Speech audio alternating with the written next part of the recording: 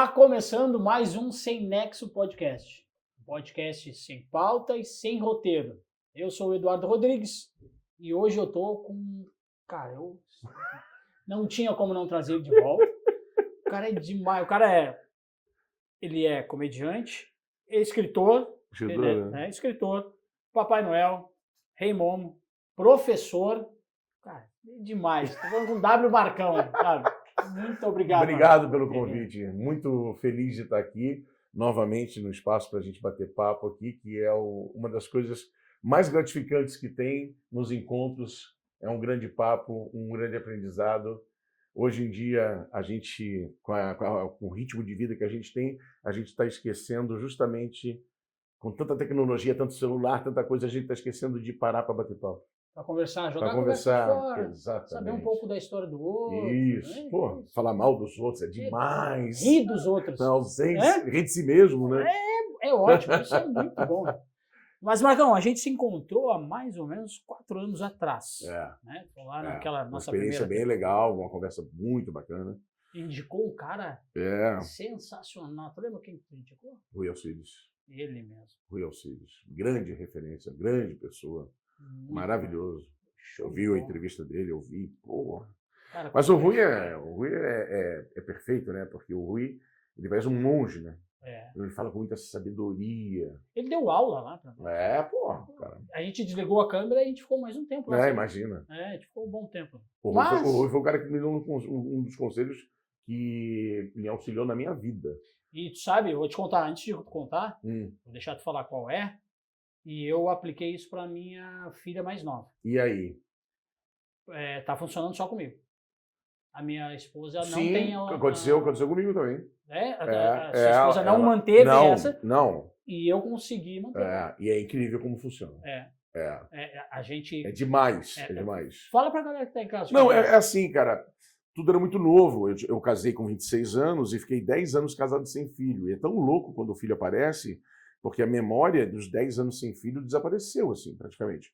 Porque um filho traz uma energia e um amor que tu não conhecia, impressionante, né? Mas quando ela estava grávida, é muito normal as incertezas, né? As dúvidas que você tem. Pô, como é que eu vou criar minha filha? Como é que eu vou fazer?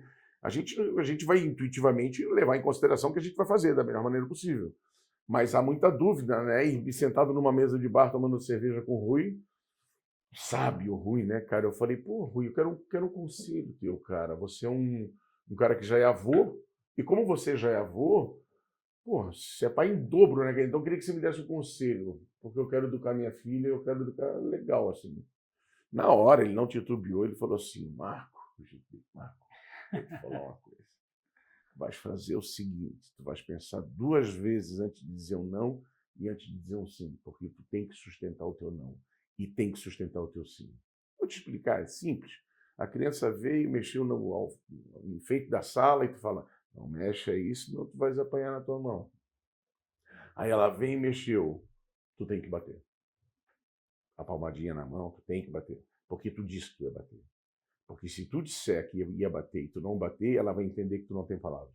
E se tu não tem palavra, ela vai dominar a situação. E aí, quando tu disser sim, é sim, sustenta o teu sim. E aí, cara, eu levei isso como um mantra, assim. E à medida que ela foi crescendo, eu coloquei um ingrediente a mais, que eu dei a ela a liberdade de me argumentar para eu mudar de opinião. Pô, legal. Um exemplo. Pô, ela me derrubou, cara. Olha só, nós morávamos na Lagoa. E ela estudava no centro. E quando ela estava no 9º ano, Bia começou a sair e andar pelo centro, borboletear, sabe? Pô, vou no Bob's, vou na livraria, vou não sei aonde. E aquilo começou a deixar ela encantada no seguinte sentido. Eu estou passeando pelo urbano, eu estou conhecendo pessoas diferentes, tá? E aí é muito legal, né, cara? Na adolescência, assim, aí interesse já, menino, coisa e tal. Cara... Aí eu saí da Lagoa e fui morar na frente de um colégio no Estreito, mas literalmente atravessando a rua, está no colégio. E era meu sonho de criança.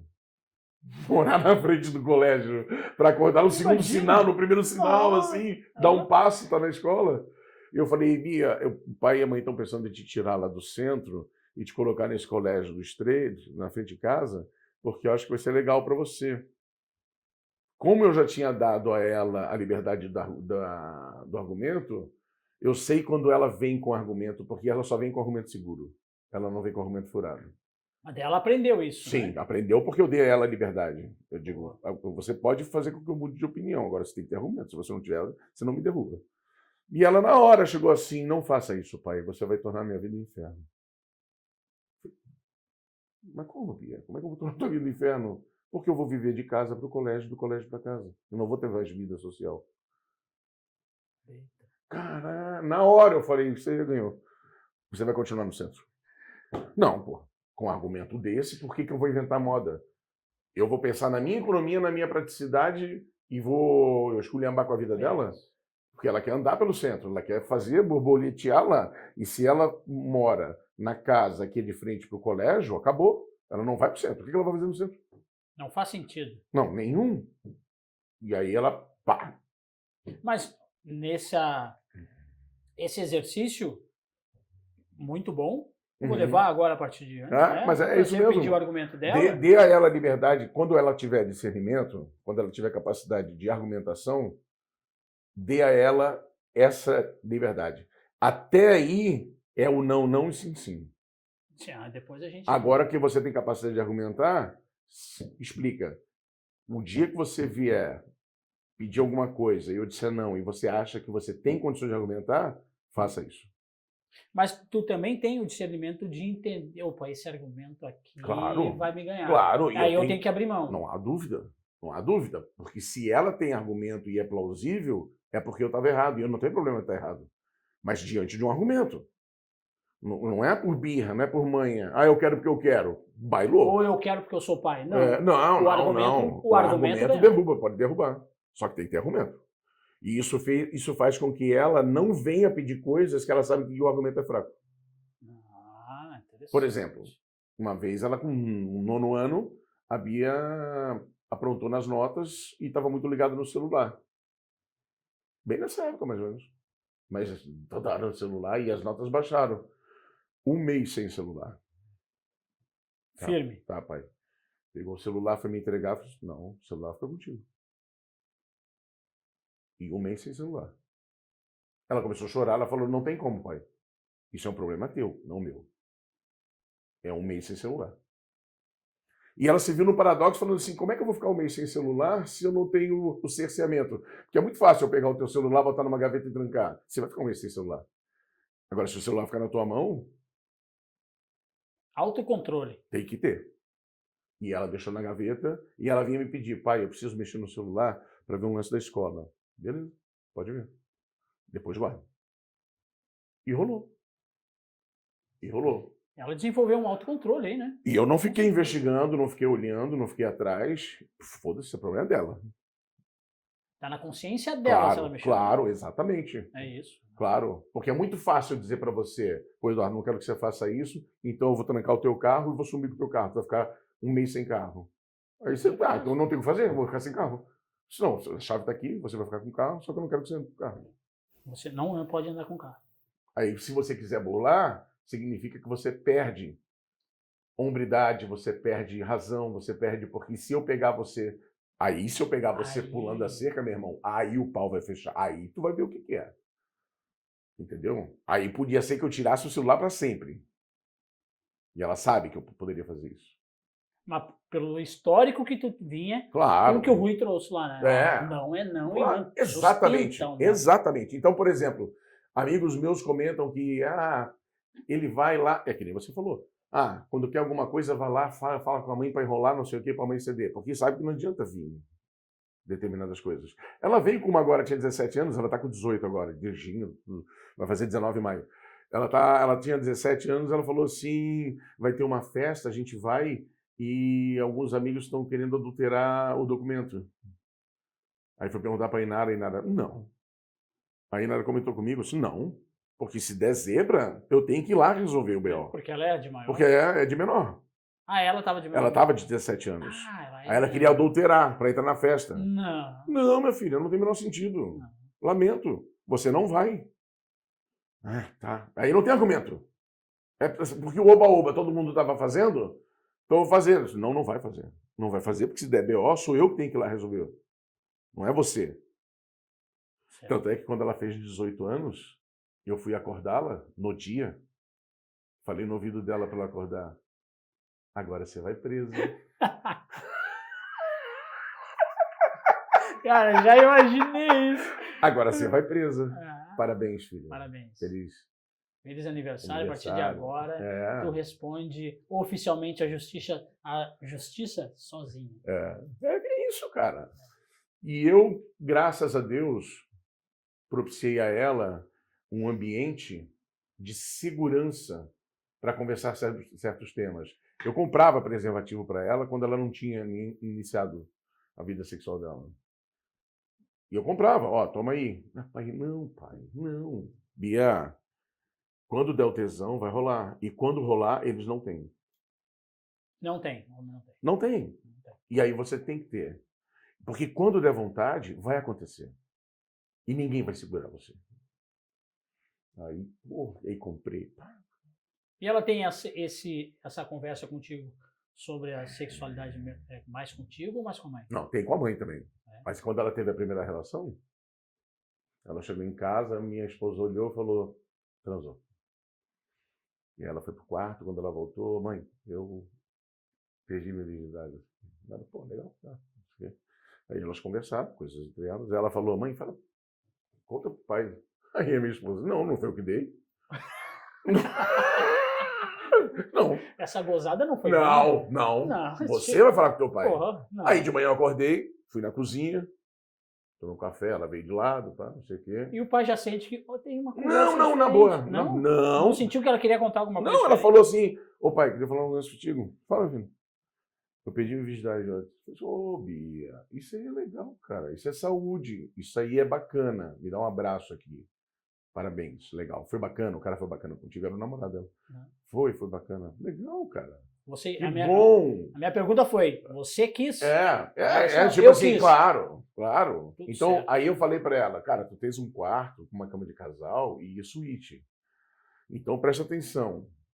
Vem pra casa, cara. Não vai não. Vem pra casa, não, entendeu? Se você achar constrangedor, eu e tua mãe saímos, a gente vai pra um bar, a gente vai jantar e você... Então ela entendeu que eu acolhi. E é um porto seguro, meu irmão. E aí tá tudo certo. Dá uma diferença. Tá tudo certo, tá tudo bem. É engraçado que ela, porra, obrigado, pai, não sei o quê. Aí eu abracei, peguei no ouvido dela e falei assim, vai dar como uma louca.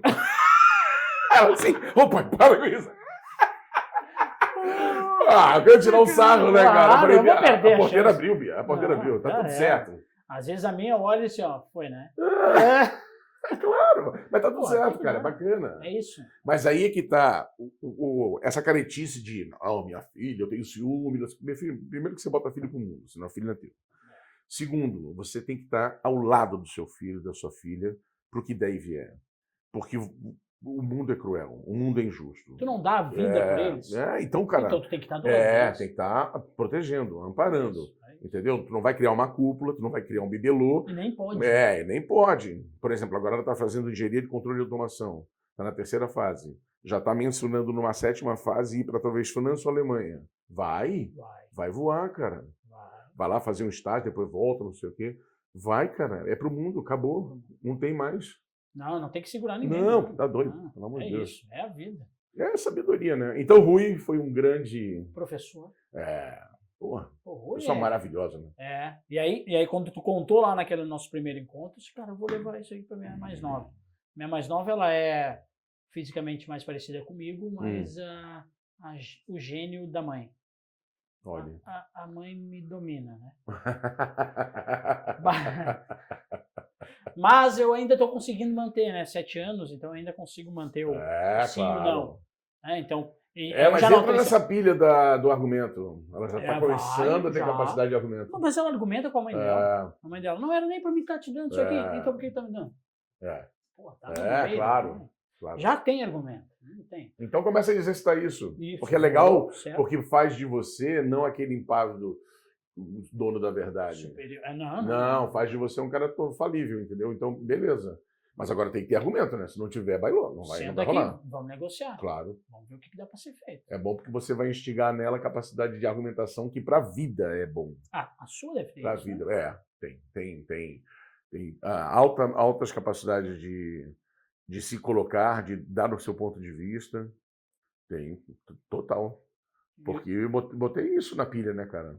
Jogou lá. Claro, botei isso na pilha. Bora. Claro. É muito bom. Cara, bom. Rui, já sabe, né? Porra. Tem que chamar ele aí. Claro, com certeza. Rui. Então, mas outra coisa que eu fiquei esse ano, 2025, não te vi no carnaval. Não teve como. Cara, foi uma coisa muito louca. Primeiro que não é que não tinha como entrar no carnaval. Eu nunca fui do carnaval. Eu fui do carnaval quando eu tinha 16, 17 anos com amigos e ia no Bloco do Sujo. Tanto é que eu fui 2 vezes só, depois nunca mais fui. Quando eu comecei a namorar, com 21 anos, a mulher que hoje é minha esposa, a gente está 34 anos juntos, cara, eu nunca fui para carnaval. Tanto é que eu entrei na Passarela Negro Querido pela primeira vez como Rei Momo. Eu nunca tinha ido lá. Tá, mas peraí. Deixa eu entender uma coisa. Tá me dizendo que tu não é do carnaval. Não, é nunca alguém fui.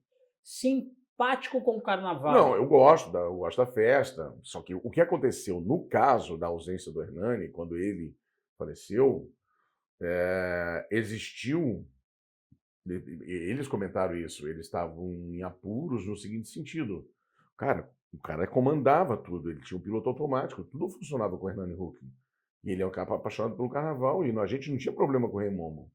Na ausência dele, cara, eles, quem que nós vamos botar no lugar? E aí meus amigos falaram, mas você tem que ser Rei Momo. Eu falei, não, eu não vou ser Rei Momo, tá doido? Não tem nada a ver com carnaval, cara. Não, tem que ser Rei Momo, cara. Não tenho nada.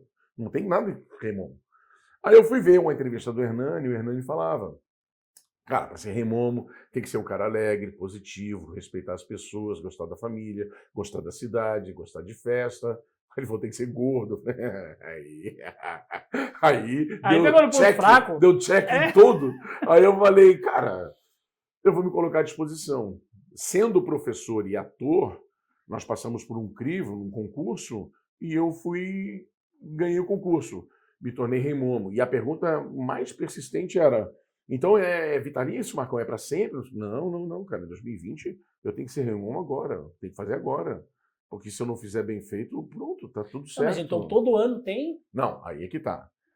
Em 2020 eu fiz bem feito. Modéstia à parte, fiz muito bem feito. Porque o fato de não ser do carnaval me abriu todas as portas de todas as agremiações, porque eu não conhecia ninguém. Então não tinha aquele cara que puxava por aqui, ou puxava por ali, ou já tinha ranço, ou já era um cara do carnaval que já tinha se dado mal com não sei quem. Então eu chegava, por exemplo, aquele é o presidente da Liga, nem sabia que o cara existia. Entendeu? Prazer, não sei o que. Aquele é o presidente da consulado. Mas, não sabia quem era o presidente da consulado, não conhecia ninguém. E fui sendo apresentado e fui sendo orientado pela rainha, pelas princesas, pelo Fernando Rufino, que é o coordenador da corte. E aí eles foram me ensinando. E eu fui sendo o que eu sou. Eu não fui ser o que o Hernani foi. Eu fui ser o Marcão. O boa praça, o sorriso alegre, o acolhedor, o que trata as crianças com outro olhar diferenciado pela experiência de atuação como Noel, pelo professor. Então, quer dizer, tudo isso veio à baila. Tudo. Eu sei me importar se você me colocar para jantar com um governador. Eu sei me comportar se você me colocar para almoçar com o prefeito. Eu sei ir no evento inteiro sem bebida, sem precisar beber. Então vamos voltar lá no momento da escolha, quando tu te candidatou. Quando eu me candidatei. E o que entra como critério? Tá. O que eles fizeram na época foi diferente dessa vez. Eles viram que precisavam realmente de um cara refinado, vamos dizer assim, né? Então eles fizeram 2 noites para verificar se o cara era bom de ser Rei Momo. Eles precisavam ter mais de 100, o candidato tem que ter mais de 100 quilos. O candidato tinha que falar diante de uma câmera ao vivo. O candidato tinha que se expressar, falar sobre o carnaval. Tinha que jantar diante de uns jurados. Então a gente comeu um empratado assim foi até curioso, que era risoto com risoto de polvo, assim. E aí eu me lembro que cada um sentou numa mesa. Foi muito bacana, assim, porque eles falaram, na tua frente tem um monte de jurados e tu não sabe quem são os jurados. E eles estão olhando para você. Então o que acontece? Entra a atuação. Então eu estou atuando. Então eu estou com um semblante sempre aberto. Então eu estou assim, o tempo inteiro. parando, olhando para o lado, beleza. E aí chegou o chopp, beleza, tranquilo, tomando bem devagar. Começando com um candidato aqui, com outro candidato ali, pá, não sei o quê. Chegou empratado. Quando chegou empratado, que eu vi que era risoto, não pode ser com faca. Você não come risoto com faca. Então a faca eu já deixei de lado. E aí fiquei comendo. Cotovelo aqui, nada. E aí quando eu ia tomar o chopp, pegava o guardanapo, pegava o chopp, não sei o quê. Etiqueta. E aí, total, porque as pessoas eram mais velhas. Então as pessoas estavam olhando isso. Porque, tipo assim,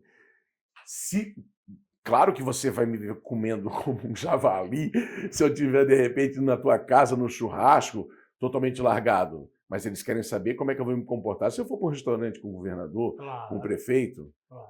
Aí eles querem saber. Então eu estou lá, tranquilo, coisa e tal. Isso, e o Papai Noel é assim, ele é observado por todos os ângulos, a todo momento. Tanto é que quem me ensinou a ser Papai Noel falou, quando você pode estar numa sala, num quarto, botando a roupa do Papai Noel. A hora que você sair, não é mais o Marcão. Já é o corpo do Papai Noel, o olhar do Papai Noel, o tempo do Papai Noel e a voz do Papai Noel. Mesmo que você tenha que andar por um corredor para ir lá fazer a atuação. Ali você já é o Papai Noel. Já tá. Claro, porque ali você está sendo observado em todos os ângulos. Então você não tem ideia quem está te olhando. Então você não pode sair Marcão e chegar a 2 metros do trono, curvar para fazer. Não, você já sai lá. Então eu já era Rei Momo ali, porque eu estava sendo observado. E eu não sabia quem estava me observando. Então tudo isso, e sendo professor, e na hora da entrevista, tem gente que, por natureza, diante da câmera, fica acuado. Sim. E aí, isso pode ter acontecido com alguns. Para mim, é um olhar como um outro qualquer, é uma pessoa olhando para mim a câmera. Então não tem nenhum problema com a câmera, nunca tive isso, porque eu sou ator profissional e nunca tive mesmo problema com a câmera. Então, e a capacidade de raciocínio, porque quando o professor age, ele tem a capacidade de falar e pensar em tempos diferentes. Enquanto ele fala, ele está pensando já na próxima. O humorista tem isso, o comediante tem isso. Então, ali, numa entrevista, a qualquer momento, você não é pego de surpresa nunca. Porque enquanto você está respondendo, tem determinadas frases que elas existem só para você arrumar o teu pensamento.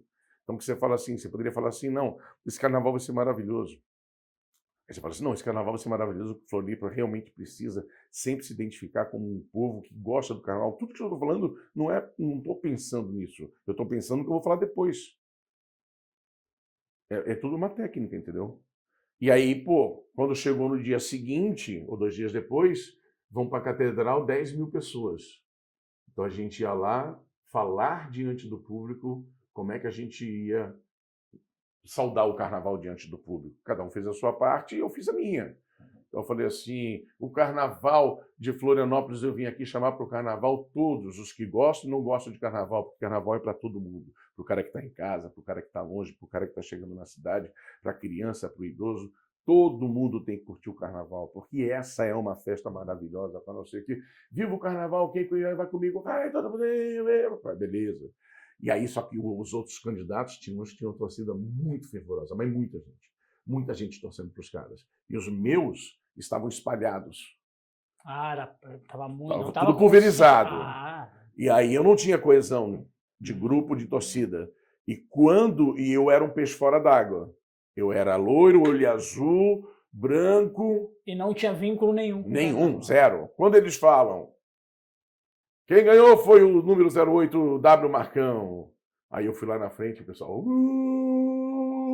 marmelada, marmelada. E eu só pensei, chupa. Pô, cara, na boa. Meu irmão, eu consegui por mérito, cara. Não tem essa. E eu boto qualquer um no bolso, mas não porque eu sou melhor do que eles. É porque naquela competição eu estava melhor. Eu não sou melhor, eu estava melhor. E eu trago comigo 30 anos de sala de aula, 10 anos de Papai Noel. E quase 15 anos de atuação. Então, cara, porra. Não tinha como não estar preparado. Como é que não? E aí assumiu de vez. Não, assumi, aí fiz legal 2020, fechei com chave de ouro, deu tudo certo. 21 caiu, não teve. 22, por conta da pandemia, não foi? 22 mentira. caiu, não teve. E aí voltou em 23. 23 eu já começo com um problema. Essa história é maravilhosa. Fui contratado num colégio de freira. O W, parei. Quem te contratou não te conhecia, né? Aí é que tá. Conhecia a personagem professor de matemática. não! Cara, não. Não, mas aí, cara, pô, fui lá, não sei o quê, legal, trabalhar com o sexto ano, muito bacana, muito legal. E é muito doido, porque, pô, eu fiquei 9 anos fora da sala de aula, quando eu volto no universo de rede social. Então, quando eu saí, era Orkut, quando eu voltei, era Instagram. E aí os caras, pô, Marcão, tem Instagram? Tem. Aí ele vai abrir o Instagram, eu tô vestido de drag queen. Isso, é aquela que tá, é a primeira, não é? Não, cara, tá por ali, não sei onde é que tá. Eu acho que ela tá, é a primeira, eu entrei lá hoje. Né? E aí, porra, de drag queen. E aí, cara, mas eu não vou negar ou esconder o que faz parte de uma das facetas da minha profissão. Então era muito doido que os não vai conseguir se vestir de mulher, claro, já sou ator profissional, já fiz cena como mulher, não tem problema nenhum. E aí eles ficam, assim, é muito doido, assim, porque eles não têm problema com isso. Não tem problema. Só que a contratação acabou chocando justamente com os eventos do carnaval, no sentido de que eu sou de uma época que eu voltava para a sala de aula em março, cara. Sim. Nós somos assim. Claro, era março. Era março. Nós tínhamos julho, um mês. Julho não tinha aula. Fernando Henrique Cardoso, quando é eleito em 94, por ali, que ele entra, porque ele vai preparar o Plano Real quando é o Itamar, e ele entra em 94, logo depois, e ele torna-se presidente da República, porque ele foi um bom ministro da Economia, coisa e tal, e ele endireitou a economia do país no que diz respeito à inflação, coisa e tal. Então, e ali, cara, ele, não sei se no primeiro ou segundo mandato dele, ele muda e coloca 200 dias letivos para todas as escolas. E quanto era antes?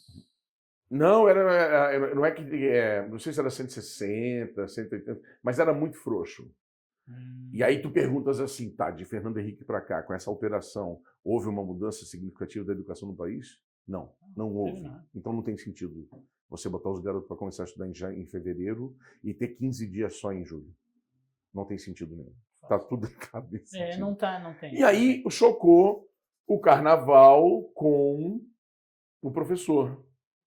E aí, cara, na boa, eu falei para eles do carnaval, cara, vai dar problema, vai dar choque. Não, a gente dá um jeito, não, a gente dá um jeito, não, a gente dá um jeito.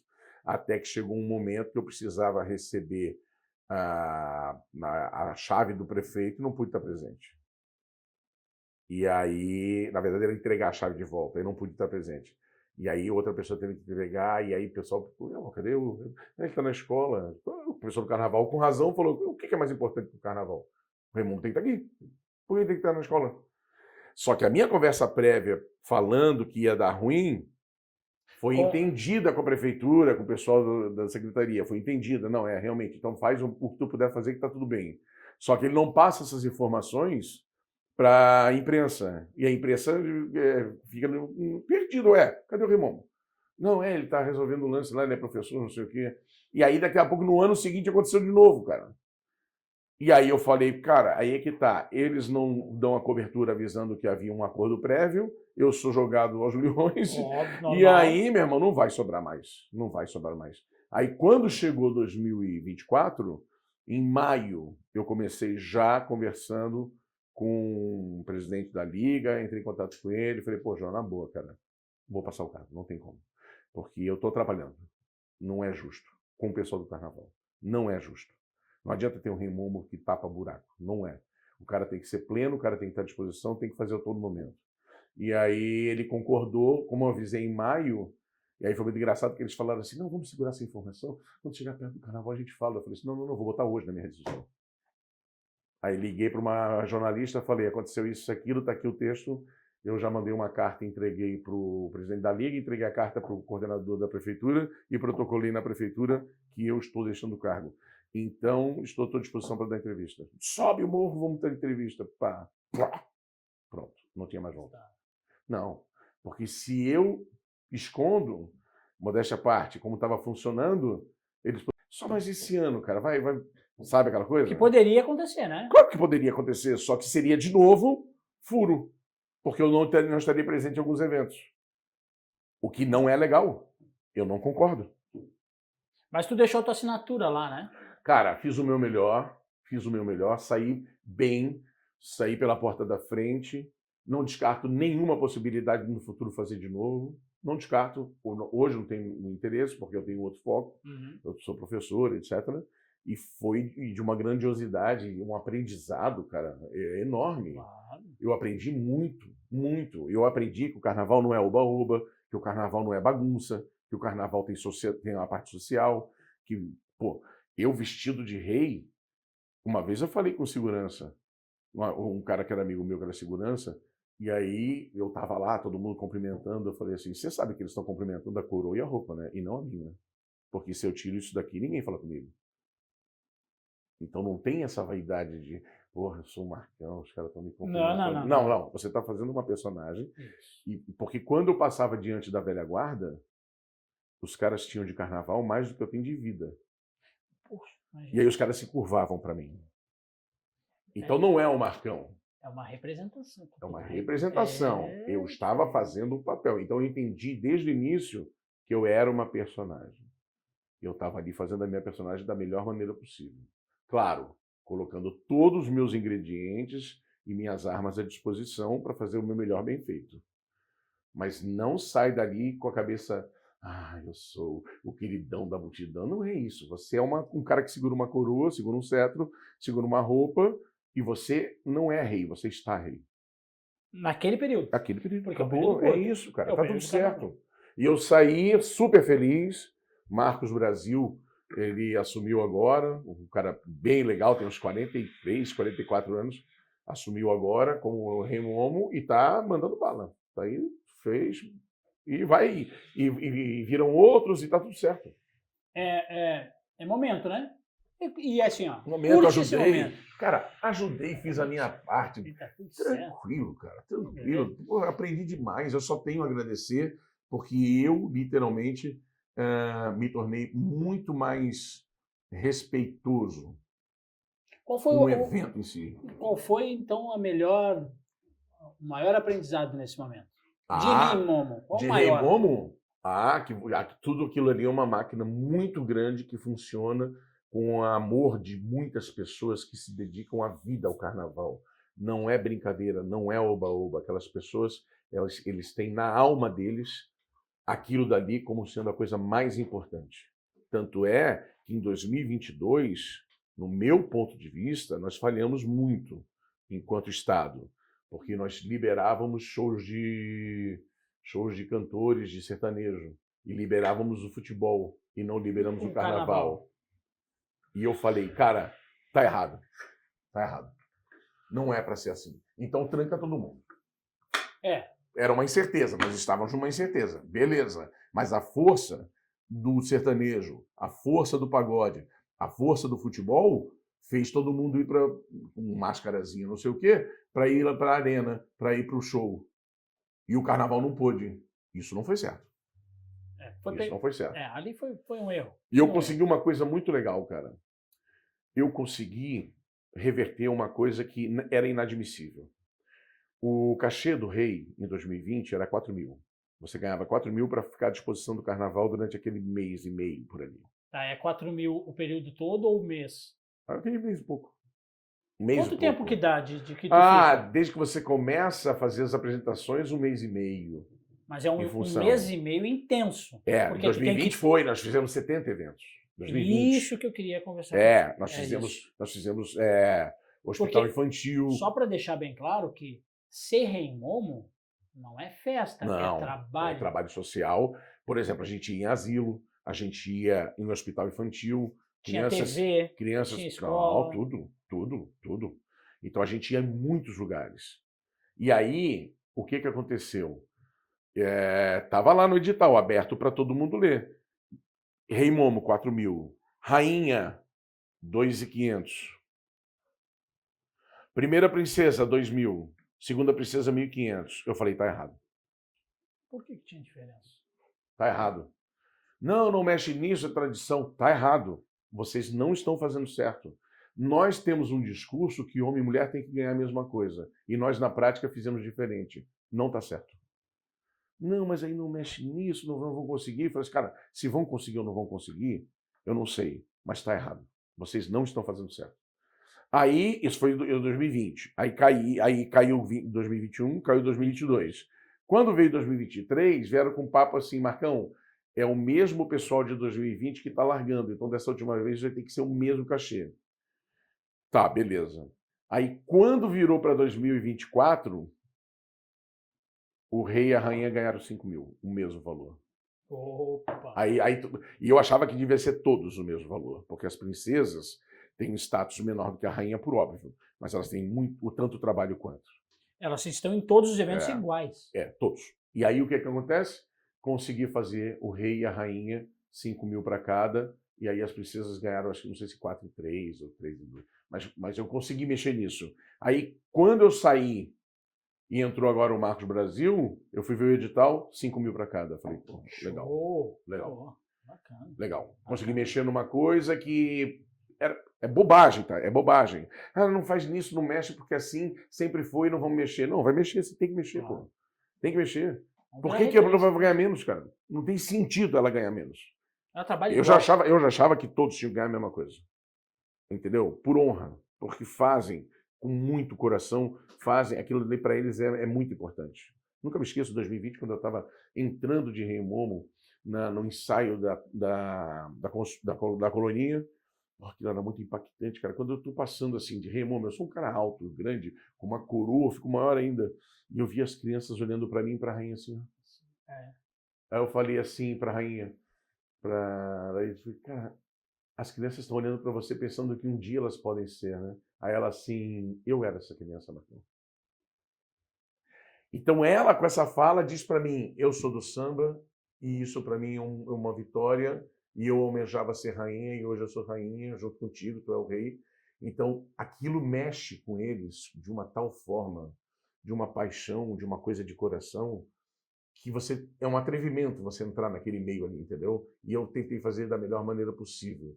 Então, ali fica muito claro a força que as crianças têm almejando um dia fazer parte daquela ópera, daquilo tudo, da sua maneira. E é muito bacana, porque você chega na avenida e olha num destaque uma mulher belíssima, maravilhosa, sambando, e quando tu vai ver, ela é ascensorista do escritório que você, de repente, trabalha. É isso mesmo. Ou tá a faxineira do shopping. É isso. E ela, naquela profissão, ela é invisível, entendeu? Você não a vê. E na avenida você fala, maravilhosa, boa. Tá vendo? Cara. E o cara da cuíca, e o cara, entendeu? O mestre de bateria que... Os caras que empurravam os carros, que empurram os carros, que não são eles são da liga, mas não são da segurança. Então eles empurram todos os carros. Esses caras, eles têm o método deles. Claro. É tudo uma peça como um relógio. Se tu tirar a mola e o relógio parar de funcionar, como é que tu pode dizer que o ponteiro é mais importante? Não tem.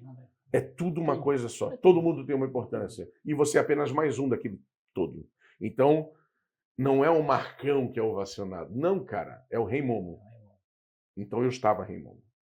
E foi fascinante. E se a gente parar para analisar, nos ensaios, sei lá, 200, 300, 150 pessoas numa bateria, eles estão lá dando o seu suor, o seu tempo, a sua vontade de aprender. Fazendo o seu melhor, cara. Fazendo o seu melhor, sem ganhar nada. É isso mesmo, cara. Sem ganhar nada. Não, e detalhe, quando me levaram a primeira vez, o cara pegou pela mão a corte e enfiou no meio da bateria. Minha mão, aquilo é coisa de maluco. Não tem como você não pulsar. Não tem. Não tem como... a bateria... Não tem como. Não tem. É impressionante. É muito legal. Toda pessoa tinha que estar uma vez no miolo de uma bateria. Com certeza. Inclusive até para poder falar com mais propriedade do carnaval. Quando você for falar mal do carnaval, pelo menos viva o carnaval. Visite uma escola de samba. Visite uma escola de samba. E se puder, se doe para fazer caridade, para poder ajudar. Aquelas pessoas que estão no barracão. Nossa. Muitas daquelas pessoas não ganham nada para estar lá. Verdade. Elas estão lá pela comunidade. É, isso mesmo. O cara que está na bateria, ele então isso, aprendi isso, entendeu? Aprendi isso. que é uma legião de pessoas que têm aquilo como uma paixão. Então, elas levam aquilo para a vida.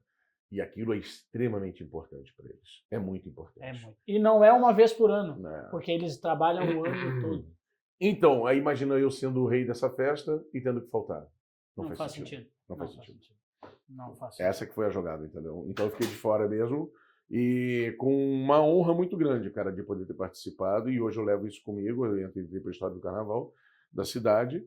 Eu sou o terceiro Rei Momo, agora tenho o quarto, né? Porque foi o Lagartixa durante 40 anos, o Hernani 33 e eu fiquei 5. E tá tudo legal, tá tudo certo. Então, muitos pensavam que era uma coisa de vaidade, que eu queria ficar pro resto da vida nessa questão. As pessoas não estavam entendendo nada. Eu sabia que era um momento de transição que eles precisavam de fôlego. E eu fui lá não para ajudar, eu fui lá para aprender. E aprendeu. E pude ajudar.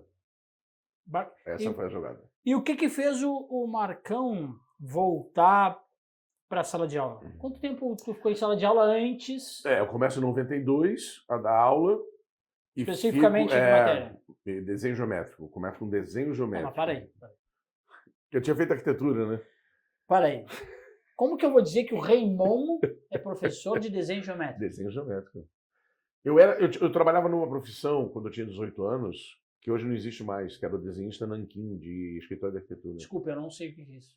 Você recebia as plantas baixas, enfeitas a lápis, em papel manteiga. Aqui, tá. E aí o cara pegava um papel vegetal, botava por cima, pegava a caneta nanquim e transpassava aquilo com régua paralela, tudo, normógrafo, tudo, transpassava aquilo para uma folha, um papel vegetal. Aquilo tinha uma norma técnica, tudo certinho, e aquilo era levado para fotocopiar quase como um mimeógrafo gigante, e aquilo fazia várias copas para mandar para a obra. Aquele cheiro do álcool. Com certeza. E mandava para a obra. Então não tem AutoCAD nessa época, não tem tecnologia, não tem computador. O W Marcão não podia errar 1 milímetro. Não, com certeza não. E você tinha técnica para poder limpar o erro do nanquim, que era com um gilete. Então você. O nanquim é permanente. E aí o nanquim, saiu errado. Aí você tinha a gilete, você ia lá e raspava, ficava um pouco turvo, mas funcionava, dava para tirar a cópia, tudo certinho. E na hora de escrever não era mão livre. Você tinha um normógrafo. O normógrafo era uma reguinha que tinha as letras vazadas e uma aranha que segurava a caneta nanquim e um pino exatamente no A, que era vazado. Aí eu fazia aqui, ele fazia aqui e tu escrevia banheiro, churrasqueiro, normógrafo. Eu tive essa profissão. Quantos anos ficou nisso? Eu devo ter ficado aí uns 4 anos com isso. Quando eu estava terminando a Escola Técnica Federal, eu sou formado em edificações, no curso técnico, e aí logo passei para arquitetura, em 90. E aí eu comecei a fazer arquitetura, trabalhava com isso. E comecei depois, em 94, a fazer planta baixa em computador, já usando cor, não sei o quê, que são essas propagandas que você vê hoje, dos prédios. Então, hoje é tudo feito, antigamente era tudo feito em aquarela. Tinha um cara que fazia isso em aquarela. E aí a gente começou a fazer isso em computador. Qual era o primeiro programa que tu usou lá? CorelDRAW. Corel, né? CorelDRAW. Com certeza. A tela verde. E junto com... Não. Não era fósforo. Tela verde, não, né? Fósforo não. A gente já estava com... Imagina, já tinha o Windows 3.1, já estava funcionando, já. Era aquelas caixas de abelha, 94, 95 surgiu, Windows 95. O Windows 95 já estava colorido. Tudo.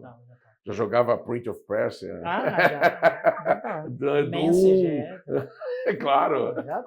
Já mandando mensagem para os colegas. Wolfenstein. E aí ficou na parte empresarial? Aí fiquei trabalhando junto com um primo meu que fazia isso. Eu me lembro que na época ele comprou um plotter. Putz, era uma impressora gigantesca. E era uma coisa bem diferenciada. Assim. E quando imprimia vinha aquela folha gigante. Exatamente. E no colégio que eu trabalhava, antes eu aprendi a fazer fotolito. Então eles compraram uma máquina de fotolito. Eu fiz curso de fotolito, aprendi a fazer fotolito. Mas foi fazer o que na escola? Na verdade, eu trabalhava na escola também na parte de gráfica, de produção de material didático. Porque naquele tempo era tudo impresso. Na verdade, cara, eu peguei o finalzinho da montagem da apostila do recorte e cola, que você pegava os textos e letra 7. para você arrumar. É o que vem antes da editoração eletrônica, já com o PageMaker na época, não sei o quê. E eu me lembro que quando eu comecei a trabalhar com desenho de provas, de apostila na gráfica da escola, era Paintbrush. Então, quer dizer, era bem arcaico, não sei o quê. Aí o diretor veio, botou na minha frente um livro, que era uma bíblia, abriu o CorelDRAW e falou, agora é esse. Nossa. E aí eu saio do bitmap para o vetorial. E aí eu falei, não vou dar conta, não é possível. E aí fui, cara, e fui. E aí era legal, porque a empresa dava a você todo o subsídio para você aprender. Então ela comprava o livro, botava a máquina na tua mão. Tem um CD-ROM junto com o livro? Claro, não, era disquete. Você imprimia, era disquete, claro. Instalava com disquete. Então tinha, assim, 20 disquetes para instalar o programa. Aí tira um, bota outro, tira um. Pô, eu passei por tudo isso, entendeu? Por essa fase. Aí dava aula de desenho geométrico. Então, eu começo a dar aula de desenho geométrico em 92, e aí quando chegou em 99, o diretor da escola falou assim, eu preciso que você dê aula de matemática em Itajaí Balneário. Eu falei, mas não dou aula de matemática. Pô. Não, mas você vai dar. Você vai dar, porque eu estou precisando. Porque você é bom de palco, você é bom. Então, você vai ficar 6 meses se preparando para dar essa aula, sendo monitor dos alunos. E aí, cara, eu fico 6 meses só resolvendo exercício, me preparando as minhas aulas. Olha que loucura que foi feita, tá? Eu falo abertamente porque foi feito, foi isso mesmo. Eu, terça-feira, assisti a aula dos professores e fazia um Ctrl+C, Ctrl+V e ia dar aula em outra cidade que eu tinha assistido. Eu tinha certeza que se o aluno me apertasse, eu não tinha resposta. Mas naquele tempo a gente não tinha muito esse problema. Outro tinha. Não, mas não era. Era. Entra a cara de pau.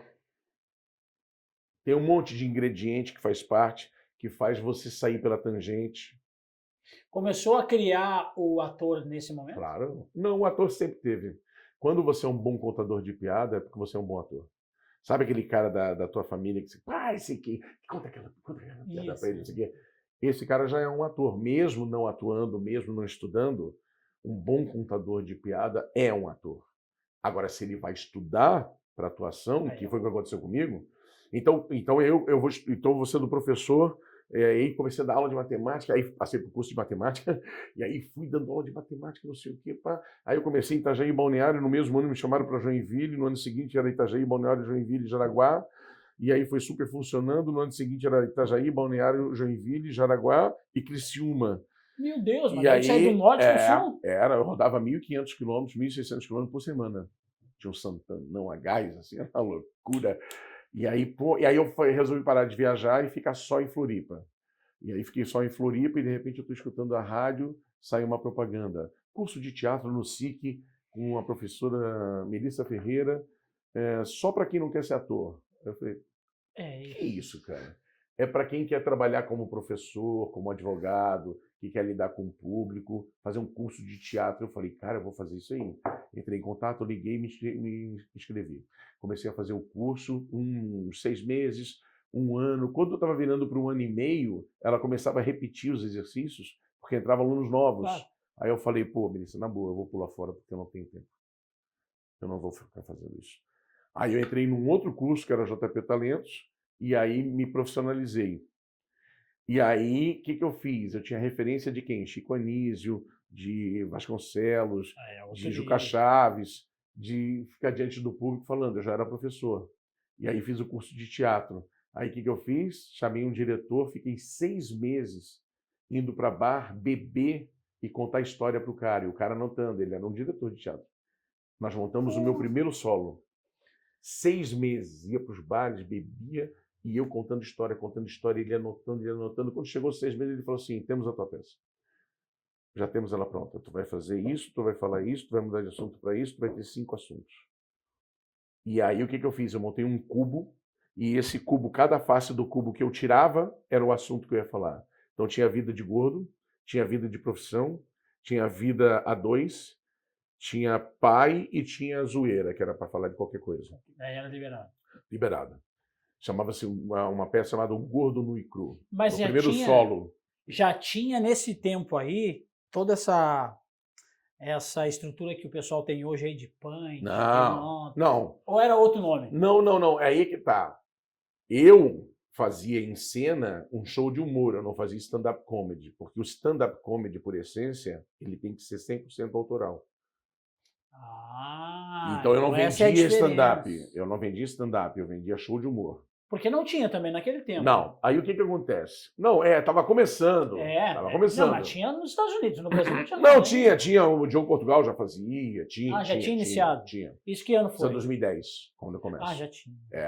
2010. Aí foi muito louco, porque eu, cheguei, essa experiência é fascinante, cara. Eu fui lá, fiz a minha peça, me apresentei, não sei o que, coisa e tal, e aí fui na Lagoa da Conceição, no Sol da Terra, um localzinho de 60 pessoas, então eu enchi o teatro com amigos, e aí foi, muito legal, gravando tudo. E aí eu fiz pontapé inicial. E aí daqui a pouco o cara da UFSC falou assim, o cara que trabalhava lá, que era parente nosso, falou assim, eu estou precisando de uma pessoa para fazer a receptividade dos alunos calouros, para dizer o que é BU, o que é o HU, o que é o centro, tudo. E eu quero que você faça um manezinho. Só que eu não tenho dinheiro, mas eu tenho teatro. 1.300 lugares. Então eu saí do 60 e vou me apresentar num... Aí eu falei, cara, fechado. Eu faço para você e a gente negocia a data. Tá bom. Quando eu me vi, eu estava em apuros. Como é que eu vou botar gente que não me conhece? Aí eu trabalhava como professor no cursinho pré-vestibular da UFSC, que é um cursinho de graça, e eu falei para o cara, eu quero fazer o show lá no Elefante Branco, que é onde faz as formaturas da UFSC, que o cara me cedeu, eu quero fazer numa sexta. Você leva os alunos para me assistir? Bom. Aí o cara, legal, Marcão, vamos. Eles têm que ter presença, eu conto como presença. Tanto é que para entrar, eles respondiam a chamada. Só aí eu botei 350, 400 alunos. Aí eu botei um cartaz que eu fiz, que eu fazia edição de cartaz, e eu botei assim, um gordo no cru, W Marcão, show de humor, R$20 riscado, R$10 riscado, promoção 5. Porque eu não estava interessado na grana. Eu precisava da experiência. Resumo da ópera, eu botei 700 pessoas. E fui fazer. E fiz. E foi fascinante. E aí, quando eu estava fazendo, me preparando para fazer esse show, eu vejo uma filipeta do Senta Pra Rir, do Diogo Portugal, que vinha uma vez por mês em Floripa fazer esse espetáculo. E aí, quando eu olho para trás, vejo C5 Produções e um monte de patrocínio, mas um monte. Eu falei, é isso que eu preciso, cara. Eu preciso entrar nessa jogada. Aí liguei para o cara da C5 Produções, eu sou o W Marcão, assim, tal. Quero te mandar um material, pá. Disse, legal. Aí ele me mandou o material, mandei o material para ele ficou analisando. E aí, vou assistir o Diogo Portugal. Paguei, fui lá, minha esposa, assistimos. Quando terminou, o Diogo Portugal falou assim, nós teremos, mês que vem, Paulinho Serra, que é um cara que eu sou fã, e, na época, começando, Afonso Padilha, com 19 anos, novinho. E aí, Afonso Padilha e o Paulinho Serra. E se alguém aqui da cidade quiser se apresentar, é só entrar em contato conosco. Cara, eu fui na hora. Óbvio. Fui. Aí falei com ele, aí um cara me viu, me reconheceu, o da C5 Produções. Ele falou, W Marcão, Falei, mostrei o teu material hoje no almoço, a gente estava falando de você. Eu falei, Aí o Diogo Portugal falou para mim assim, cara, gostei do teu material. Vamos subir no palco no mês que vem. Então eu ia ter que pagar para ver o Paulinho Serra, que eu era fã, e fui chamado para subir no palco, cara. E o Paulinho Serra era amigo na Globo do meu amigo de infância, de um dos meus amigos de infância, que é o Luiz Carlos Mendonça, que ele chamava de alemão. E aí eu falei pro Luiz, vou me apresentar com o Paulinho Serra, manda um abraço para ele, eu sou alemão, ele sabe que eu... Então eu estou no camarim, me preparando para entrar em cena, chega o Paulinho Serra. Cumprimentei ele, quem te mandou um abraço foi o alemão. Ele disse, alemão, é meu amigo de infância lá da Globo. Cara, que legal. Aí eu subi, fiz a minha parte e ele falou, gostei do teu material. Teu material é bom. Tem umas que você fez ali que é muito bom. E aí aquilo me deu um ânimo, cara. E aí todo mês, quando o Diogo vinha, eu ficava na produção ajudando. E volta e meia eu subia no palco de novo. Então, eu fiz o processo diferente. Os comediantes fazem 5 minutos de um cara, 5 minutos de outro, 5 minutos de outro. E quando aconteceu de eu começar, eu comecei antes e fiz um solo de 1h15. Imagina. Já com direção teatral, coisa e tal. E aí, dali pra frente, meu irmão, em 2010 eu fui híbrido. Eu era professor e era ator. Aí o colégio que eu trabalhava, eu estava no cursinho pré-vestibular. E o colégio que eu trabalhava, o colégio achou que eu estava no cursinho.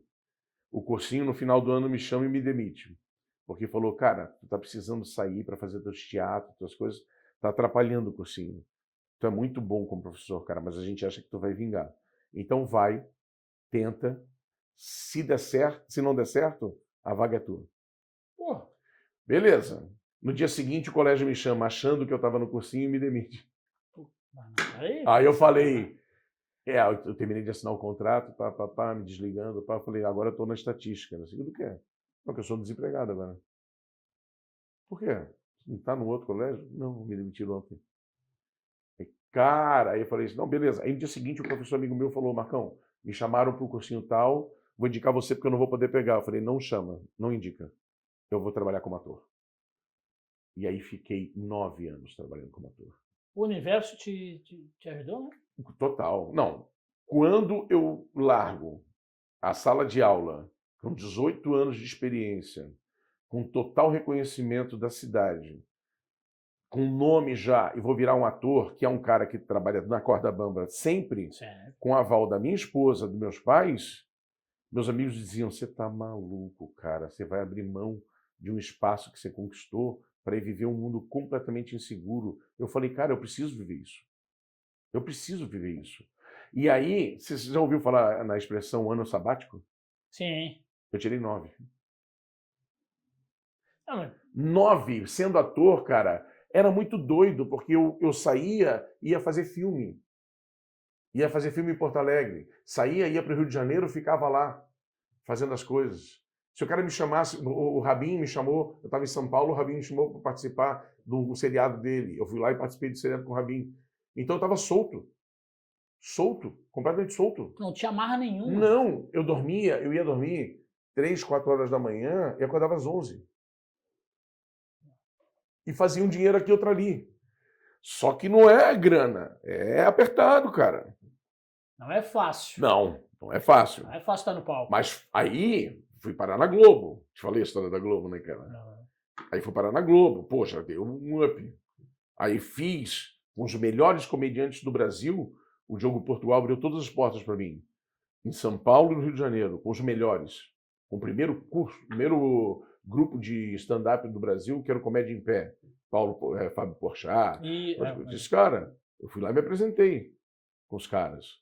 Foi muito engraçado que os caras chegaram lá. Foi quando eu fui me cadastrar para Globo.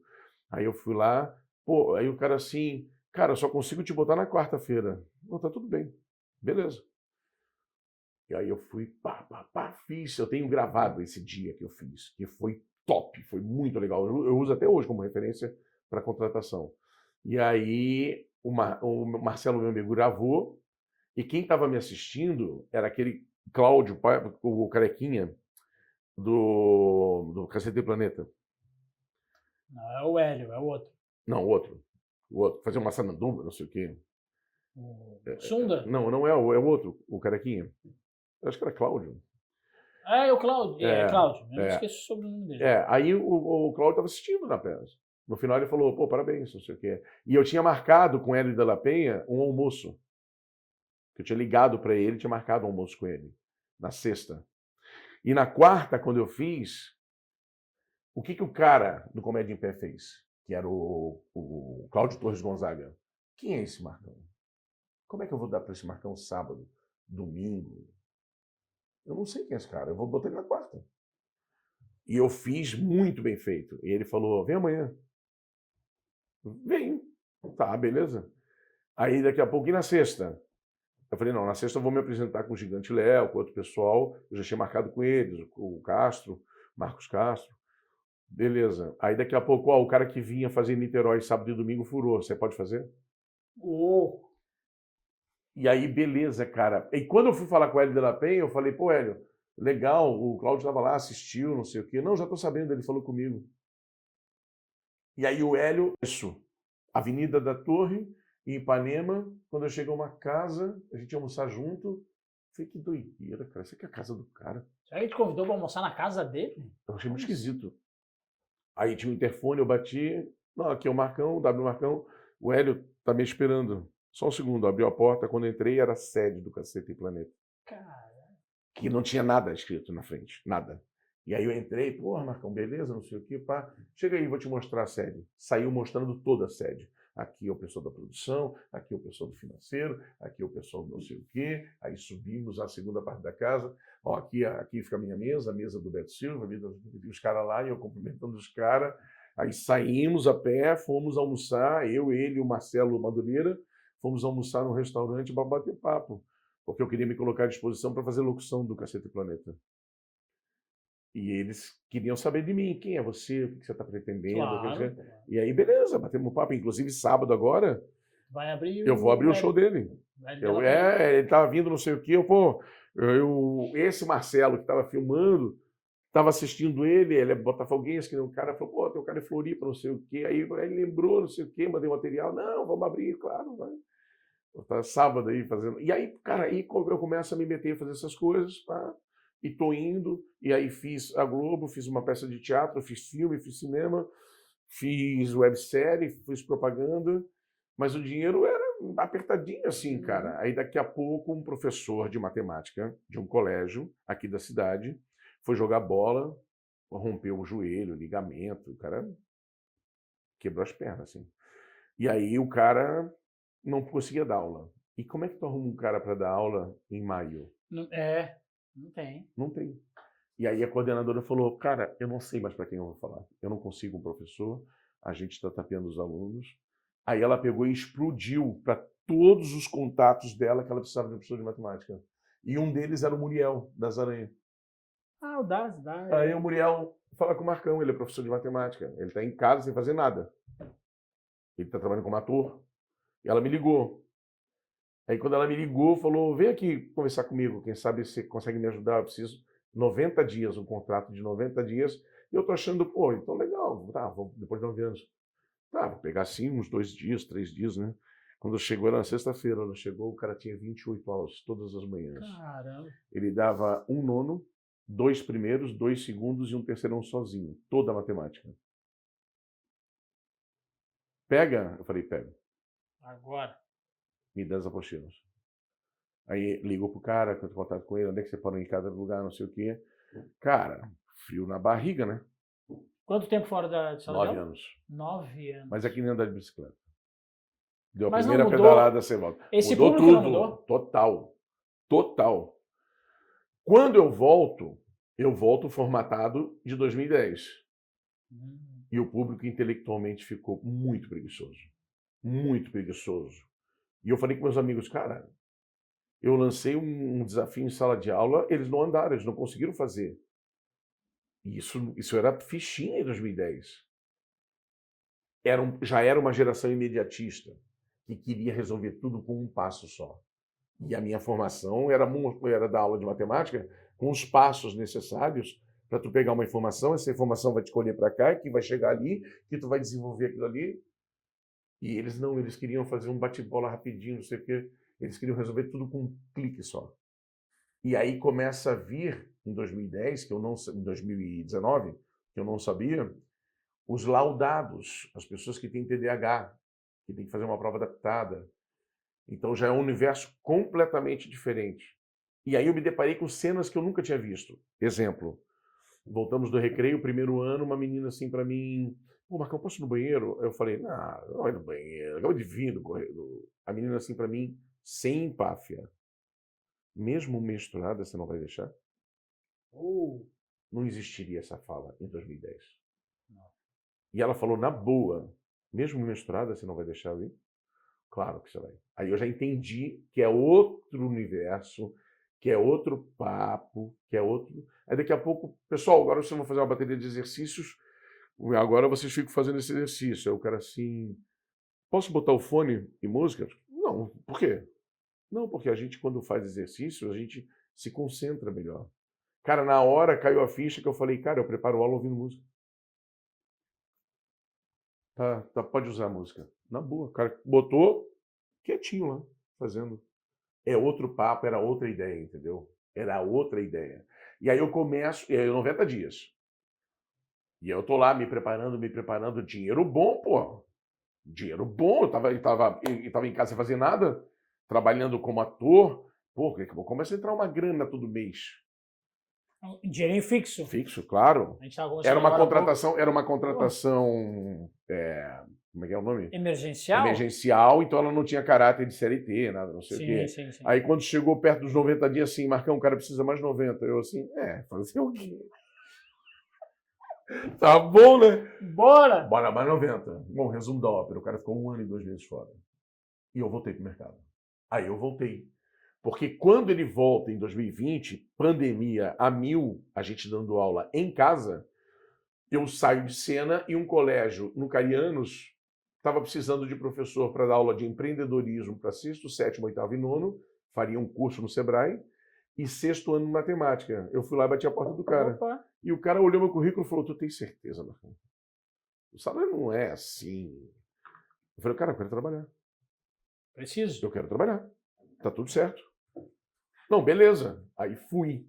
Em 2020, segundo semestre. Pandemia 1000. Em casa, tudo em casa. Fiz o curso do Sebrae, fui dando aula e de empreendedorismo e matemática, beleza, tudo funcionando. Quando chega em 2021, tento me colocar em algum colégio, não consigo, só estou lá. Quando chega dia 5 de fevereiro de 2021, era sexta-feira que eu ia entrar em aula nesse colégio pequeno, Carianos, na segunda-feira, dia 8. Um colégio grande me chama e fala, estou precisando de um professor de matemática, vem conversar comigo. Aí eu vou, e aí é assim, assado, conversamos, pá, eu preciso... Aí eu falei, cara, segunda eu começo a aula lá. Então a decisão que vocês forem tomar dobrava o salário, mais do que dobrava. Aí eu chego, já vou para o Carianos. E eles ficaram de me ligar, dizendo se ia rolar. Eu já fui para o Carianos, quando eu chego no Carianos, fui para uma padaria, comprei um pastel, uma coca, o pessoal do colégio me ligou, vamos trabalhar? Vamos, mas eu tenho que pessoalmente dizer para o outro colégio que eu vou sair. Não é por telefone. Aí, sexta-feira, sabe o colégio arrumando tudo para começar as aulas? Sim, aquela correria. Correria para a coordenadora me ver. Pô, Marcão, tomar um café aí, cara, que legal te ver. O que você conta? Eu digo, tenho 2 notícias para te dar, uma boa, mas uma não tão boa. Fala o que houve. O professor saiu, conseguiu passar no concurso, abriu, o colégio me chamou e praticamente mais do que dobra o meu salário. Aí ela falou, eu iria, você vai. Vai. Você está no meio de uma pandemia, você está sendo chamado para trabalhar. A gente se vira, a gente dá jeito. Você vai. Top, né? Bom, perfeito. E aí, o colégio esse que me chamou só começaria a aula dia 22. Não teria os dias. E aí eu falei, deixa então eu ficar até eles arrumarem o professor. E aí o colégio falou, tá tudo certo, não tem problema. Aí eu falei para ela, eu posso vir dar aula segunda. Até você arrumar um professor, eu fico uma semana contigo. Você faria isso para mim, Marcão? Claro, claro. Então não fala nada para os alunos. Os alunos gostam muito de você, não fala nada. Vem dar aula e a gente vai arrumar um professor. E aí a professora chegou na sexta-feira, demos aula juntos. Os alunos ficaram tudo assim, como é que dão aula juntos? E aí depois foi avisado que eu estava me afastando porque eu recebi uma oportunidade de trabalho.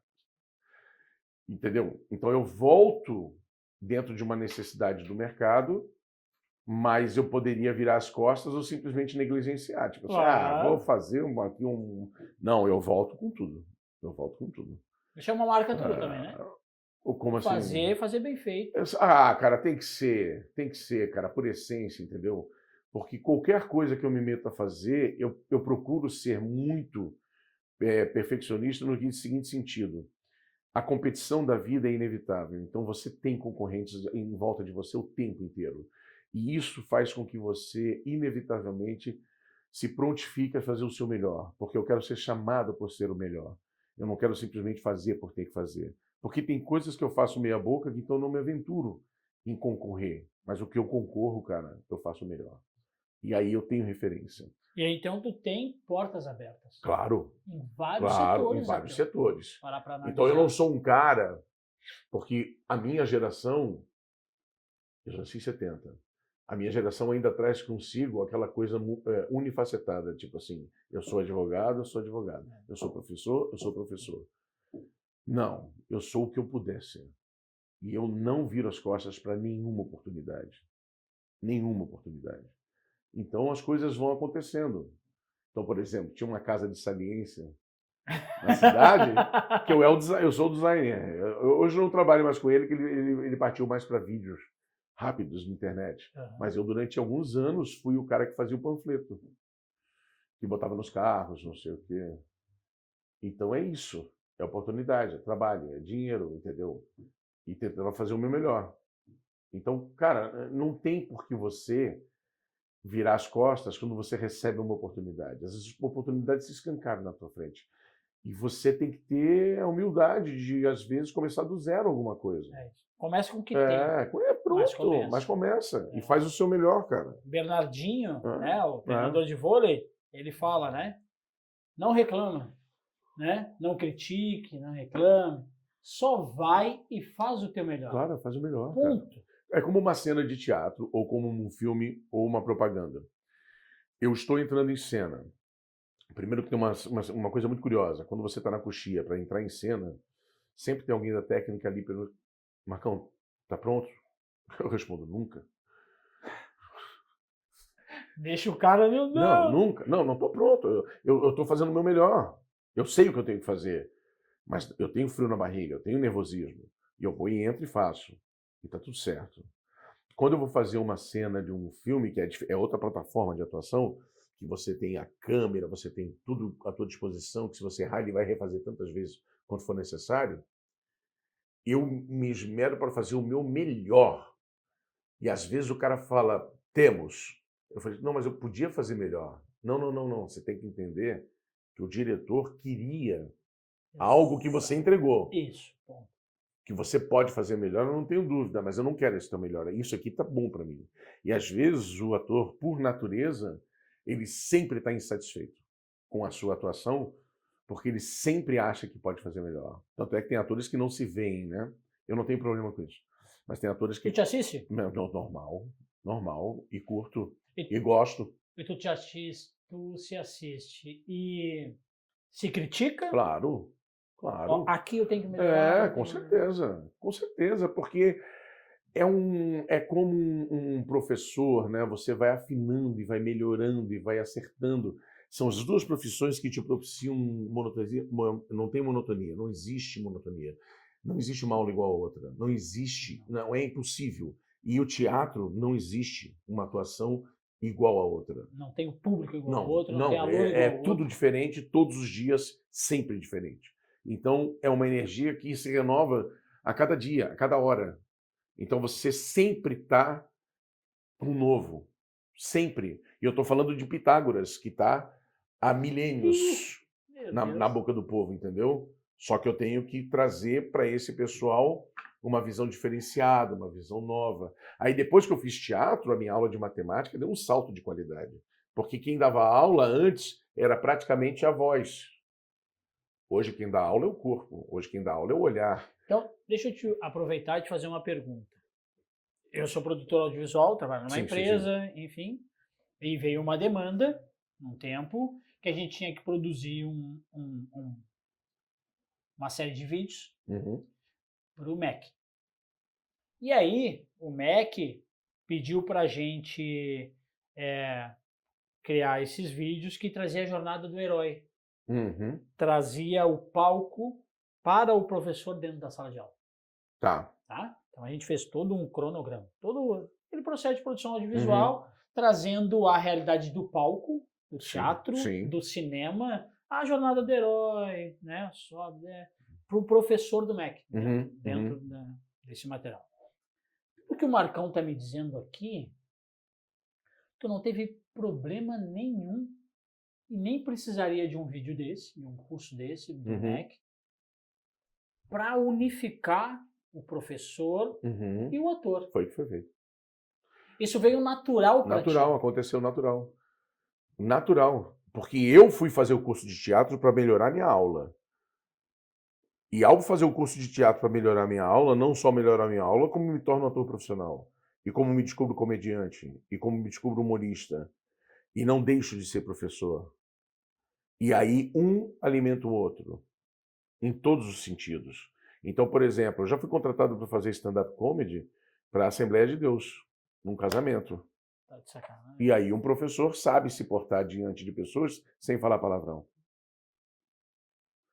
E já fui chamado para fazer stand-up comedy para 40 homens que trabalhavam em uma torre de alta tensão. Os caras estavam passando férias em Florianópolis.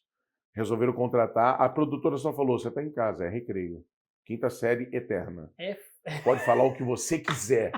É só homem. Eu vou até sair de cena. Imagina. Então você tem que ter essa capacidade, e eu posso fazer um stand-up só para empresários de alto nível intelectual e professores. Eu tenho que saber quem é o que está na minha frente.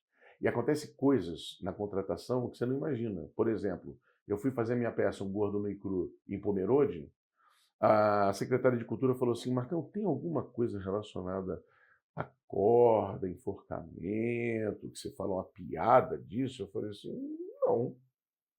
Por quê? É porque a nossa cidade tem o maior índice de suicídio por enforcamento. Então, inclusive, as cordas não podem ser vendidas nos materiais de construção, a não ser que um engenheiro seja responsável pela corda. Como é que você vai imaginar que isso existe? Então, a pessoa te dá um briefing e te prepara para você não cair na roubada. Contratação para o sul do estado, entra numa empresa, a pessoa fala assim, Marcão, tem alguma piada de carro, acidente de carro, alguma piada que você faz? Eu falei, não, eu falo de carro porque eu sou gordo, então o Fusca eu não entro, né? Eu visto. Aí eu falei mais ou menos assim, mas tem acidente? Não, não, acidente não. Mas por quê? É porque há um mês morreu a filha do diretor. E ele vai estar presente. E se você fizer isso, você não sabe, você vai estar numa roubada. A partir dessas experiências, as novas contratações, eu me prontifico em perguntar até onde eu posso ir. Sim. Experiência, né? Claro, você vai adquirindo experiência, você vai usando a tua experiência. Tipo assim, Marcão, brinca com quem você quiser, mas tá vendo aquele cara de suspensório? Nem pensa. Não. Porque ele não é da jogada, ele não vai querer. Ele já uma vez se levantou e saiu no meio do... Era uma empresa, né? Uhum. Então, mas tá vendo aquele careca ali? Ele tá esperando só para você zoar, porque todo mundo vai rir e ele é o bobo da corte. E ele vai curtir demais. Então eles vão te preparando para isso, para você não cair na roubada de chamar a pessoa errada no momento errado. Mas isso é um padrão das empresas ou tu já chegou em alguma empresa que ninguém te deu briefing nenhum? Ninguém deu briefing nenhum, mas eu... E aí tu chegou... Claro, eu cheguei e preparei. Eu digo, eu preciso saber até onde eu posso ir. Se você me dá o aval para eu poder fazer o que eu quiser. Quem te contrata é o RH? É, geralmente o pessoal do RH.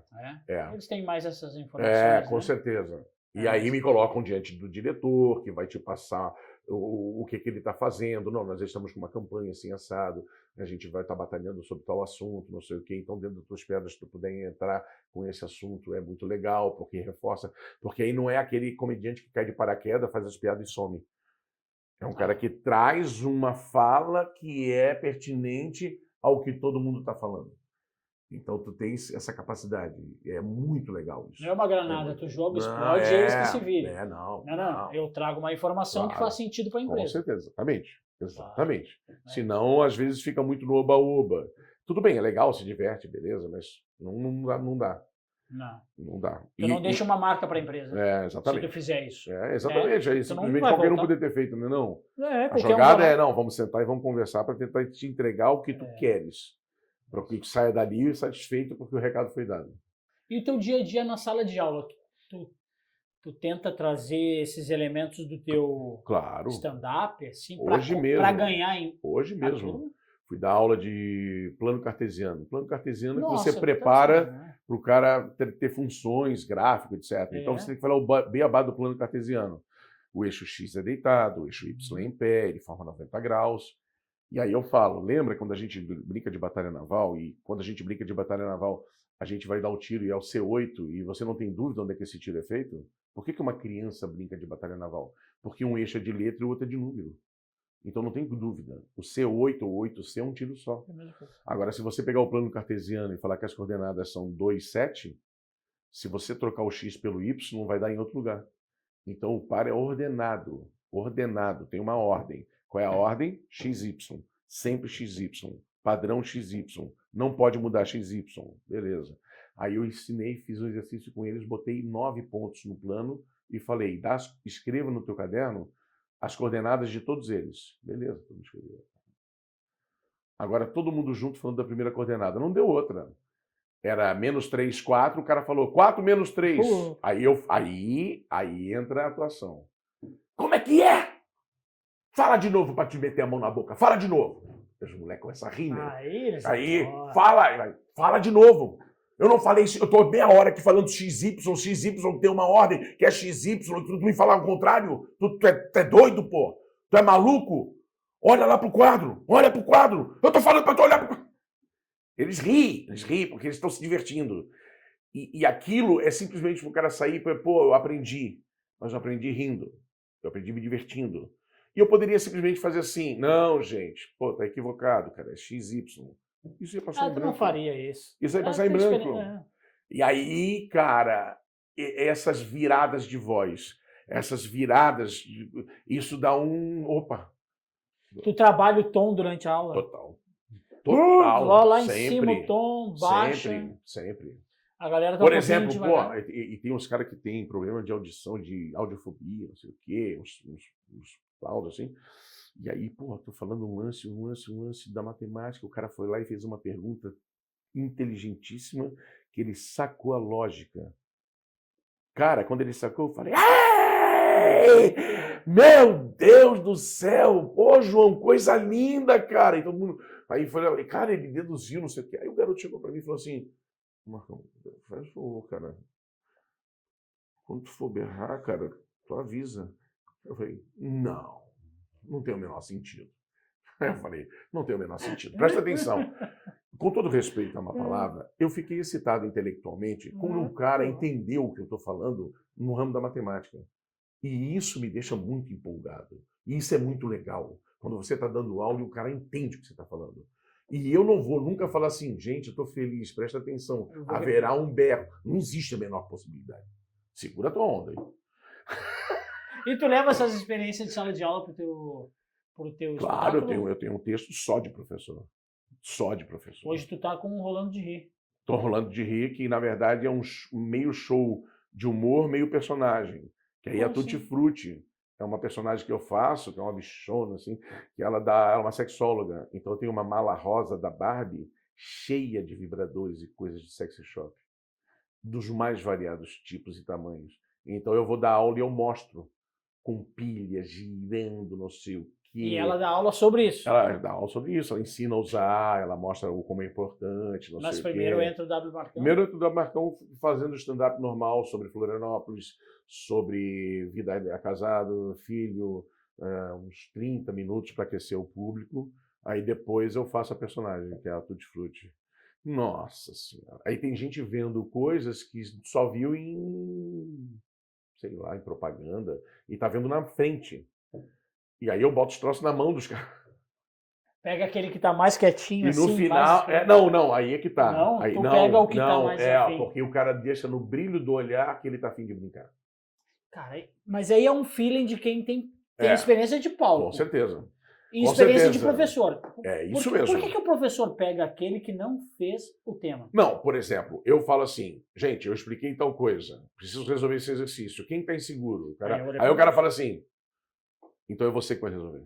Aí eu deixo ele sentado lá no lugar dele e vou conduzindo ele intelectualmente para ele resolver. Vai. Tá, tu não deixa ele sozinho mal. Não. Tu não é o professor que deixa sozinho, cara. Não faz sentido. Não, presta atenção. Eu estou diante de 40 alunos. Tá. Eu tenho 90% que estão entendendo a matéria. 8% estão inseguros e 2% estão perdidos. Não sabe nem eu tenho que pegar os 2 que estão perdidos. E aí eu deixo eles totalmente à vontade de dizer quem estaria inseguro para resolver isso aqui. Aí o cara, eu. Tu faz uma escada para ele. Claro. Aí não, então beleza, tu que vai resolver. Aí dá aquela Mas aflição. se ele não fala? É porque Não, assim, não, vários não falam. mas tu sabe quem é. Não, às vezes eu não sei. Aí é que tá. E isso é que eu chamo a atenção deles. Falei assim, a minha profissão requer amparo para vocês e orientação para que vocês possam fazer um bom estudo. Se você não se manifesta e eu falo, gente, todo mundo entendeu e vocês se calam, eu vou seguir adiante. E você ficou para trás. E você vai levar a tua dúvida para casa. Agora você está agindo de forma equivocada. Se você não se manifesta, como é que eu vou te ajudar?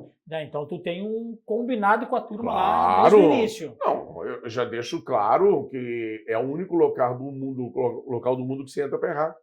É uma escola. Então você não tem problema nenhum em errar. Tu já teve professor que se tu levantasse a mão, Claro. te... Então, nós temos uma memória afetiva muito, muito forte com os nossos excelentes professores e os péssimos. Isso. Esses é que estão marcados na tua vida. Certo. Outros passaram em branco, tu nem lembra que os caras que deram aula. E quando você é professor, você traz os teus melhores professores como referência. E é em cima disso que você constrói a tua aula. E aí você vai ter a tua personalidade, o teu jeito de dar aula. Mas, com certeza, os melhores professores estão ali dentro de você. Tem a menor dúvida. Tu puxa teus melhores professores. Claro, tem a menor dúvida. Todos.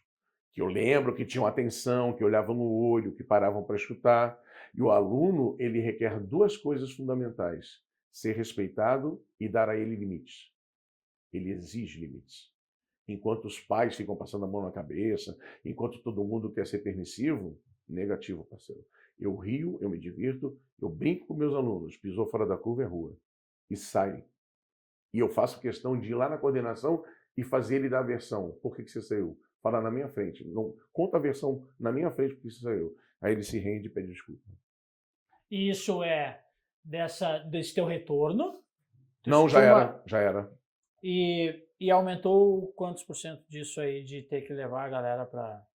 É só no início do ano. O trabalho... É só no início do ano, porque o aluno age como um filho, ele vai testar para você saber se você está falando sério. Porque tem professor, e eu não estou com mérito de julgar ninguém, Não.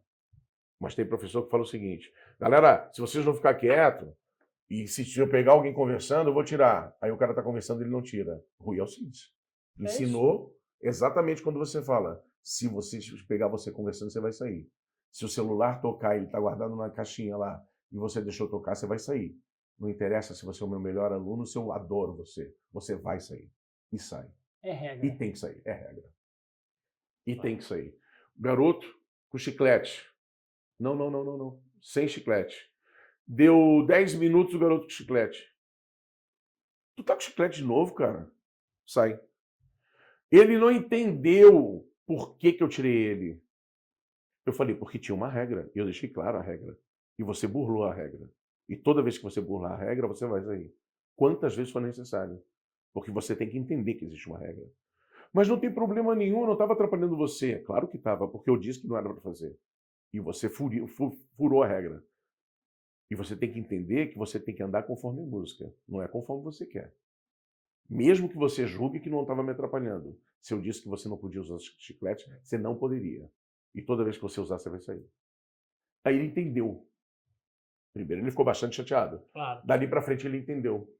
Então eu, de certa forma, como orientador, fiz com que ele entendesse que ele tem que respeitar as regras. Certo. É isso. É isso. Porque eu não estou lá só para Pitágoras. Não. Eu estou lá como um pai, como um orientador, como um cara que tem que dar limite. Tanto é que todos que eu tirei de sala até hoje, sem exceção, todos, são meus amigos, são pessoas queridas, são pessoas que me abraçam, me cumprimentam, porque entenderam que pisaram fora da curva. E se pisou fora da curva, tu vai bela, pronto, é isso. Porque quando eu dou a palavra que eu vou fazer, eu faço. E aí eu viro aquele professor do tipo, não brinca porque esse aí realmente... Então, por exemplo, eu dou aula no mais absoluto silêncio. Todo mundo...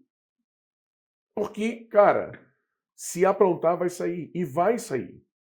E assim, ó, eu acho que a tua aula tem um pouco de show, tem um pouco de stand-up. Mas ela não pode vir com isso em primeiro plano. Não. Isso eu é acho... uma consequência... Isso. Claro, tem a menor dúvida. Claro. Pô, hoje eu fui dar aula... Isso é um refinamento. Hoje eu fui dar aula, quando eu fui para o quadro para fazer a questão do plano cartesiano, tinha um mosquito, mas enorme. Eu falei, gente, andando na tela, falou, ninguém vai prestar atenção em mim porque vão prestar atenção no mosquito. Aí eu falei, gente, olha só que mosquito gordo. Nada contra, mas ele é gordo. E aí eu falei para ele conseguir subir para eu levar lá fora. Aí quando eu tô pegando ele, o garoto falou, agora mata. Eu digo, oh, olha aí, que grosseria. Cara, já parou a aula, aí eu tirei, fui lá abrir a porta, botei o bicho para voar, voltei, agora vamos para aula. Pô, mas legal. A tua autoridade te permite essa brincadeira total. E consegue voltar. Volto. E volto a hora que eu precisar, volto, e se tiver que fechar o tempo, eu fecho. Por exemplo, eu estava dando aula, aí botei eles para fazer exercício em dupla. E aí, na hora, um já provocando o outro, dando soquinho, eu falei, gente, tem trabalho para fazer. Aí eu apontei para eles, não, tem trabalho para fazer. Aí eles baixaram a cabeça. Quando eu estava fazendo o terceiro exercício, eles assim, ó, um soquinho no outro, soquinho no outro, soquinho no outro, soquinho no outro. Os dois saem. Mas não alterei a voz, não falei nada. Os dois saem. E aí eles ficaram atônitos, tipo assim, cara, ele vai tirar mesmo? Eu falei, eu já falei para sair agora. Saiu. Fechou? Continuei dando aula como se eles não tivessem existido. Porque a turma não tem que tomar esporro quando o cara sai. Não. Quem tem que tomar esporro é o cara. É o cara que saiu. E eu dei a aula que eu precisava dar. E aí acontece aquele que opa, cada um quietinho, dando as... E essa tua, nem sei se é essa a palavra, mas essa doutrina, né, que tu trabalha, vai até quando? Maio? É, por aí, mais ou menos. Até eles entenderam. São as melancias que se acomodam no caminhão, cara. Que eu costumo falar com a minha filha. São as melancias, se acomodaram. Todo momento as melancias têm que se acomodar na carroça. Claro. Se acomodou na carroça, vamos embora, a carroça vai embora. Porque aí é porque eles já entendem quem é aquele professor, quem é o outro. E aí eles percebem que eu estou ali muito mais para ajudá-los do que para crucificá-los. E que se eles fizerem errado, eles vão voar mesmo. Então, pronto, acabou. Não tem mais problema. Não tem mais problema. A partir de maio tá tudo certo. Não, tá tranquilo. Abril ainda, tu ainda consegue tirar alguém. Sim, tal. é porque é natural, ele vai te testar. Vai. É da natureza. O filho testa? Até hoje, pô. O filho testa. Todos vão testar. E aí você vai dizer até onde ele pode ir. Você vai até a página 5, dali você não vai mais. E se você for, vai dar ruim. E aí ele vê que você está falando sério e ele baila. E aí ele fala, não, com isso não dá. Pronto. Pronto. É porque você tem que ter autoridade por respeito, não por imposição nem por força. Nem por medo. Não, pode ser alguma. Não, ninguém pode ter medo de mim. Não. O pessoal tem que ter respeito, como eu tenho muito respeito por eles. E por ter respeito por eles, eles entenderem que eu tenho respeito por eles, que inclusive quando acontece qualquer problema eu dou voz a eles e peço para que eles argumentem, para eles conseguirem se defender, aí eles entendem que não é uma coisa assim, porque eu também não posso banalizar a exclusão. Não, ela tem que ser muito bem fundamentada. Se não é oba-oba, entendeu? Você não pode usar... Espirrei, ele tá mandando informar. Pô. Ele perde autoridade. E é fascinante isso, cara. Porque é lidar com um jovem, cara. Toda hora você tá aprendendo. O que o W Marcão mais gosta? Palco ou sala de aula? O palco me dá uma liberdade de ter a todo momento caras se divertindo, rindo, leve. E eu muitas vezes penso que eu estou diante de uma plateia que no mundo tem uma polaridade para assuntos, por exemplo, de política, e eu não entro nesse assunto em hipótese alguma, e eu tenho certeza que eles estão se abraçando, rindo, se divertindo, e um é de um lado, o outro é do outro, que se soubessem não estavam se aturando. E ali, naquele momento, eu sou sublime, porque eu sou de todos, e não tem por que estar rotulado, ou eu levantar a bola de rótulo, entendeu? Ah, não, eu vou fazer piada desse político, mas eu também faço do outro para me dar bem com todo mundo. Não, eu não vejo a menor necessidade de entrar nessa seara, porque, infelizmente, as referências que nós temos, de todos os lados, são de muito mau gosto, e isso não cabe. Eu prefiro levar o pensamento dessas pessoas para outro lugar. Tanto é que quando termino meu show, eu falo, gente, sejamos leves, vamos usar o humor a nosso dispor, a nossa disposição, para que a gente possa enfrentar as coisas com bastante tranquilidade. Não entra nessa pilha. Como que tu define o teu humor? Ele é um humor um pouco cauteloso, cara, mas eu, por exemplo, eu tenho piadas de homossexuais que eu, quando começou o policiamento, cara, eu chamei amigos meus que são artistas e que não são, e eu falei, você acabou de ver meu texto, né? Eu tenho que parar de fazer? Não, Marcão. Não. Faça. Não deixe de fazer. Você não está sendo opressor. Você não está sendo... você não está instigando. Você não está oprimindo. Não. Você está se divertindo com uma coisa. Eu vou te contar uma que eu conto no palco, por exemplo, que descobriram nos Estados Unidos, cientistas que os homossexuais são os únicos que têm o tendão dos dedos ligados ao pescoço. O cara fala, não, porque eu fui numa festa, tinha cerveja, vodka. Isso não é para oprimir, isso não é para me diminuir, isso é engraçado porque é engraçado. Então, a jogada é fazer com que o cara se ria, se divirta.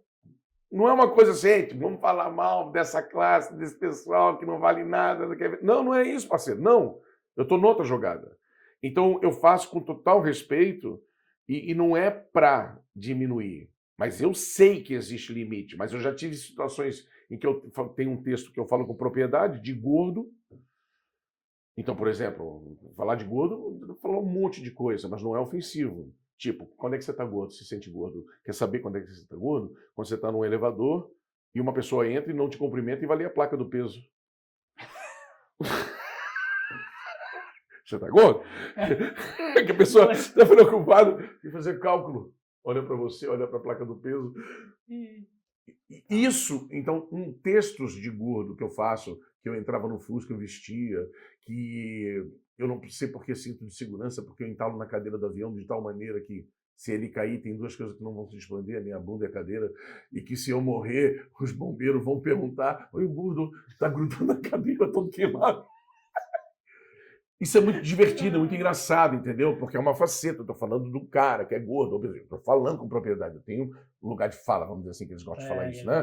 Ah, beleza. E eu tive uma menina que falou assim, pô, gostei do teu trabalho, mas eu não gostei que você falou de gordo. Eu falei, não, mas eu não falei com o intuito de me diminuir, mesmo porque eu falo com muita propriedade, né? Não, é porque eu tenho um amigo gordo e ele sofre muito. Então ela levou na cabeça dela para outro lugar. Porque ela quis fazer isso. E eu não tenho domínio sobre isso. Não. Então eu não tenho que me preocupar. Porque eu tenho uma leveza de fazer as coisas e eu tenho uma jogada. Agora, se você quer ouvir errado, o problema é teu. Bom, você sabe como é que funciona a figura de linguagem do palavrão. Eu posso encontrar você e falar assim, porra, Eduardo, vai tomar no teu cu, cara, tempo que eu não te vejo, cara, porra do caralho, você me abraça, me dá um beijo, tá tudo bem. Como eu posso falar e você me dá um soco, porque eu posso estar sendo ofensivo com você. Então, peraí. Então, como que está sendo entregue? Com violência? Querendo minimizar? Não, está sendo entregue leve. Então, tá beleza. Porque tem gente que fala assim, não faço show de humor com palavrão de jeito nenhum. Eu consigo fazer um show inteiro de humor sem palavrão. Mas tem coisas, eu tenho um texto sobre isso, que eu falo assim, tu tá com a unha encravada, andando, e tu é da religião não sei o quê, que tu é fervoroso e tu não fala palavrão e tu dá com essa unha encravada numa pedra. Não adianta tu falar, ai Jesus, a dor não vai embora. Não vai. Agora pensa naquele palavrão. Expulsa tudo. Sai. Então isso é colocado à baila, então ele não é um palavrão chulo ou colocado fora de hora. Ele tem a hora certa. Inclusive, esse ano eu não estou precisando fazer. Ano passado, eu tive que interceder com meus alunos do ensino médio e expulsar de sala porque eles estavam falando palavrão de graça. De graça, dentro da sala de aula. Sabe troca de professor? Saiu o professor, está entrando. Então saía aquele palavrão com uma naturalidade. Eu falei, não. Não. Aqui não é lugar para isso. Eu não uso. Ninguém vai usar. Temos uma escola, pô. Aí eu tirava. Aí parou e eles entenderam. Marcão tem razão. Realmente estava muito banalizado, estava muito solto. Aí eu fui fazer um show e eles foram. E uma mãe falou, professor, e aí como é que vai ficar? Eu digo, esse ambiente é meu, vocês que estão vindo aqui. Aqui quem manda sou eu. E aí rola todos os apretextos de sexy shop, palavrão, tudo solto, não sei o quê, porque ali não é o professor de matemática. Ali é o ator, comediante que está fazendo o seu papel e tem como entretenimento fazer aquilo acontecer. Então eu tenho que saber separar as coisas. E tem que ensinar ele a Claro, claro. E eu não tenho problema de misturar as coisas. Não. Problema nenhum. Agora, se na tua cabeça tu não está pronto para aceitar, eu não tenho problema com isso. O problema é O seu. problema é seu, claro. Como você recebe isso. E aí é contigo, não é comigo. Eu não estou preocupado Não. com isso. E tu tem a persona professor? Não. Sei lá, já que a gente está falando... Não. Mas eu sei que naquele ambiente eu estou sendo observado também, então eu não posso cometer gafes ou fazer coisas, por exemplo, vou falar uma coisa boba assim, de pegar uma bala, um papel de bala e jogar no chão. Não. Então eu tenho que ter muita preocupação com essas coisas, entendeu? Então quando tem alguma coisa errada, eu tenho que ir lá ajudar a coordenação a resolver. Eu tenho que, não, aconteceu alguma coisa, o aluno fez isso, fez aquilo. O aluno às vezes vem pedir, pô, Marcão, a nossa prova foi marcada num dia tal, vai atrapalhar a gente. Pode ajudar a gente? Posso, vou lá, vou argumentar lá com a coordenação, ver se eu consigo mudar. Ouvir o aluno, deixar o aluno seguro, que tem um porta-voz. Né? É claro. Então já aconteceu da escola falar assim, pô, vocês estão liberando o aluno mais cedo, cara, isso não é legal. Eu digo, pô, cara, é nossa moeda de troca, cara. Pô, vou dar aula, os alunos ficam quietos, que legal que é soltar 3 minutos mais cedo. Não é nada. E os alunos estão aí, pô, cara, ele soltou mais cedo. Que troço legal, entendeu? Garo, Marcão, seguinte, estamos indo para o final. Pô, Quero foi maravilhoso, cara. agradecer. Imagina. Aceitou esse convite aqui. Fomos, pô, há 4 anos atrás, tu aceitou de boa. Indicou imagina. o Rui. Cara, vai estar bate-papo com o Rui lá. Então, vai ter que indicar aí. A gente vai atrás do Rui, claro. Claro. E depois vai indicar mais alguém aí para nós. Mas, eu queria que tu dissesse teu arroba aqui para nós. @wmarcão, Marcal, né? A gente lá não tem tio, né? Não tem Marcão, né? No Instagram. Não sou um cara que fica toda hora postando, etc. Deveria, né? Na verdade eu tenho que me policiar em relação a isso. Mas eu quero evitar de cair numa necessidade obrigatória. Eu quero fazer uma coisa espontânea. Entendeu? O que eles chamam hoje de orgânico, né? Orgânico. A hora que eu sentir legal fazer, eu faço. Mas tem que botar, tem que fazer. Não, eu tenho muita coisa para fazer. Por exemplo, eu tenho projetos engavetados que vão acontecer dentro de breve. Eu tenho um sonho que eu acho que vai ser concretizado de ser um cantor de uma banda. Entendeu? Para cantar música popular brasileira, cantar música que eu ouvia quando era criança. Já está ensaiando? Não, eu tenho que entrar numa aula de canto. É uma coisa que está engavetada. E tem uma outra coisa que vai acontecer. Cara, na boa. Pegar um professor de canto, o cara vai dizer, pô, essa voz. Naquela mesa ele sentava sempre e me dizia sempre o que é viver melhor. Naquela mesa ele contava história que hoje na memória eu guardo e sei de cor.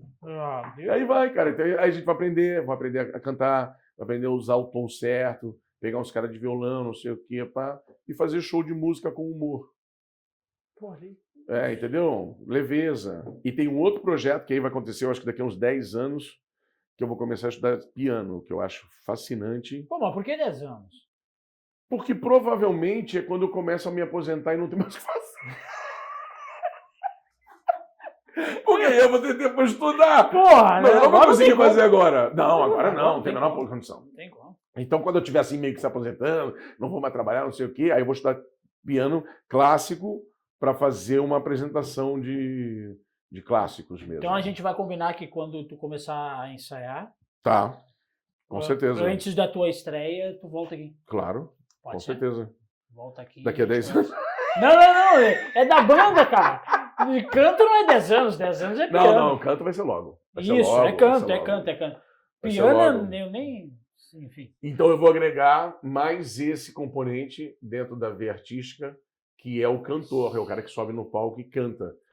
Então, o cara que traz as referências, porque eu sou da época que o pai botava disco na vitrola sábado de manhã para tomar o seu whiskinho e a gente ouvindo Martinho da Vila. As notas bem separadinhas. Não, tranquilo. Limpa. Imagina. Né? Então eu tenho esse berço, entendeu? Então eu nasci em 70, me torno adolescente em 80, com a explosão do rock nacional, e tenho a referência de escutar música popular brasileira de altíssima qualidade em casa. Então, quer dizer, fui muito bem alimentado nesse sentido. E hoje em dia canto no chuveiro, que é uma beleza. Então quer dizer, não, eu quero cantar no palco. Bora. Eu vou estudar para isso. Bora. Com humor. Olha só que loucura. Imagina. Aí é maravilhoso. Aí tu vai voltar aqui.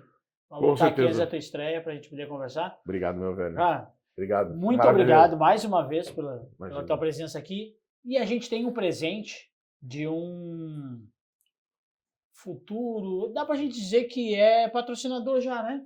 Tem um legal, patrocinador. Que bom. É uma empresa que trabalha com impressora 3D. Que legal. A gente tá fechando um contrato. Bacana isso. Como é que é o nome da empresa, produção? A F3D Mix. Esse pessoal, a gente vai fechar um contratinho bonitinho. Que legal. Fechar com nós aqui. Eles que fizeram isso aqui pra nós. Olha que bacana. Eles fizeram isso aqui pra nós. E fizeram isso aqui especialmente para ti. Ah, que legal. Puxa. Que é uma marca para dizer, ó, pô, eu fui lá. Pô, muito obrigado, cara. Obrigado. Uma honra. É, dado com carinho. Que legal, cara. É o mínimo que eu posso te trazer. Obrigado.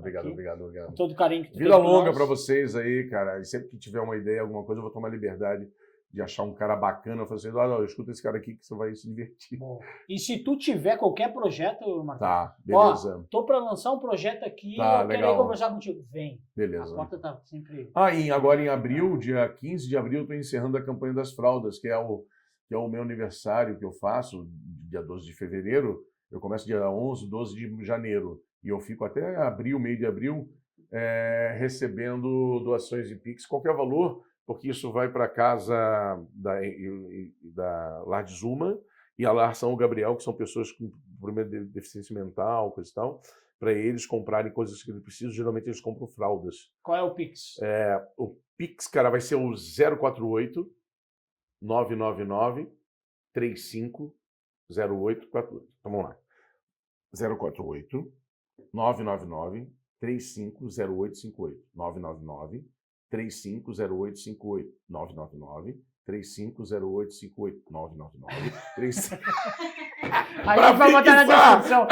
Vamos botar na descrição aqui do vídeo para fixar. Quem quiser ajudar, porque eu cheguei num momento que, graças a Deus, eu entendi que eu tenho tudo que eu preciso. Então, meu aniversário eu não preciso de nada. Então, se as pessoas puderem me ajudar e eu ser um pivô que vai conseguir levar isso para eles, é gratificante porque a gente faz uma corrente do bem e todo mundo ajuda. Então, às vezes era difícil o cara comprar fralda, me encontrar, não sei o quê. Aí eu entrei nessa de Pix, todo mundo está ajudando como pode. Beleza, qualquer valor, tem gente doando 2, 5, 10, 50, qualquer valor. E eu junto isso, separo em duas metades, também contribuo um pouco, e a gente faz a roda do bem girar e tá tudo bem. E é isso que a gente tem que levar para a vida. Muito obrigado. Próximo. Obrigado. Mais uma vez, muito obrigado. Valeu. Valeu. É isso aí. Até a próxima. Tchau. Maravilha.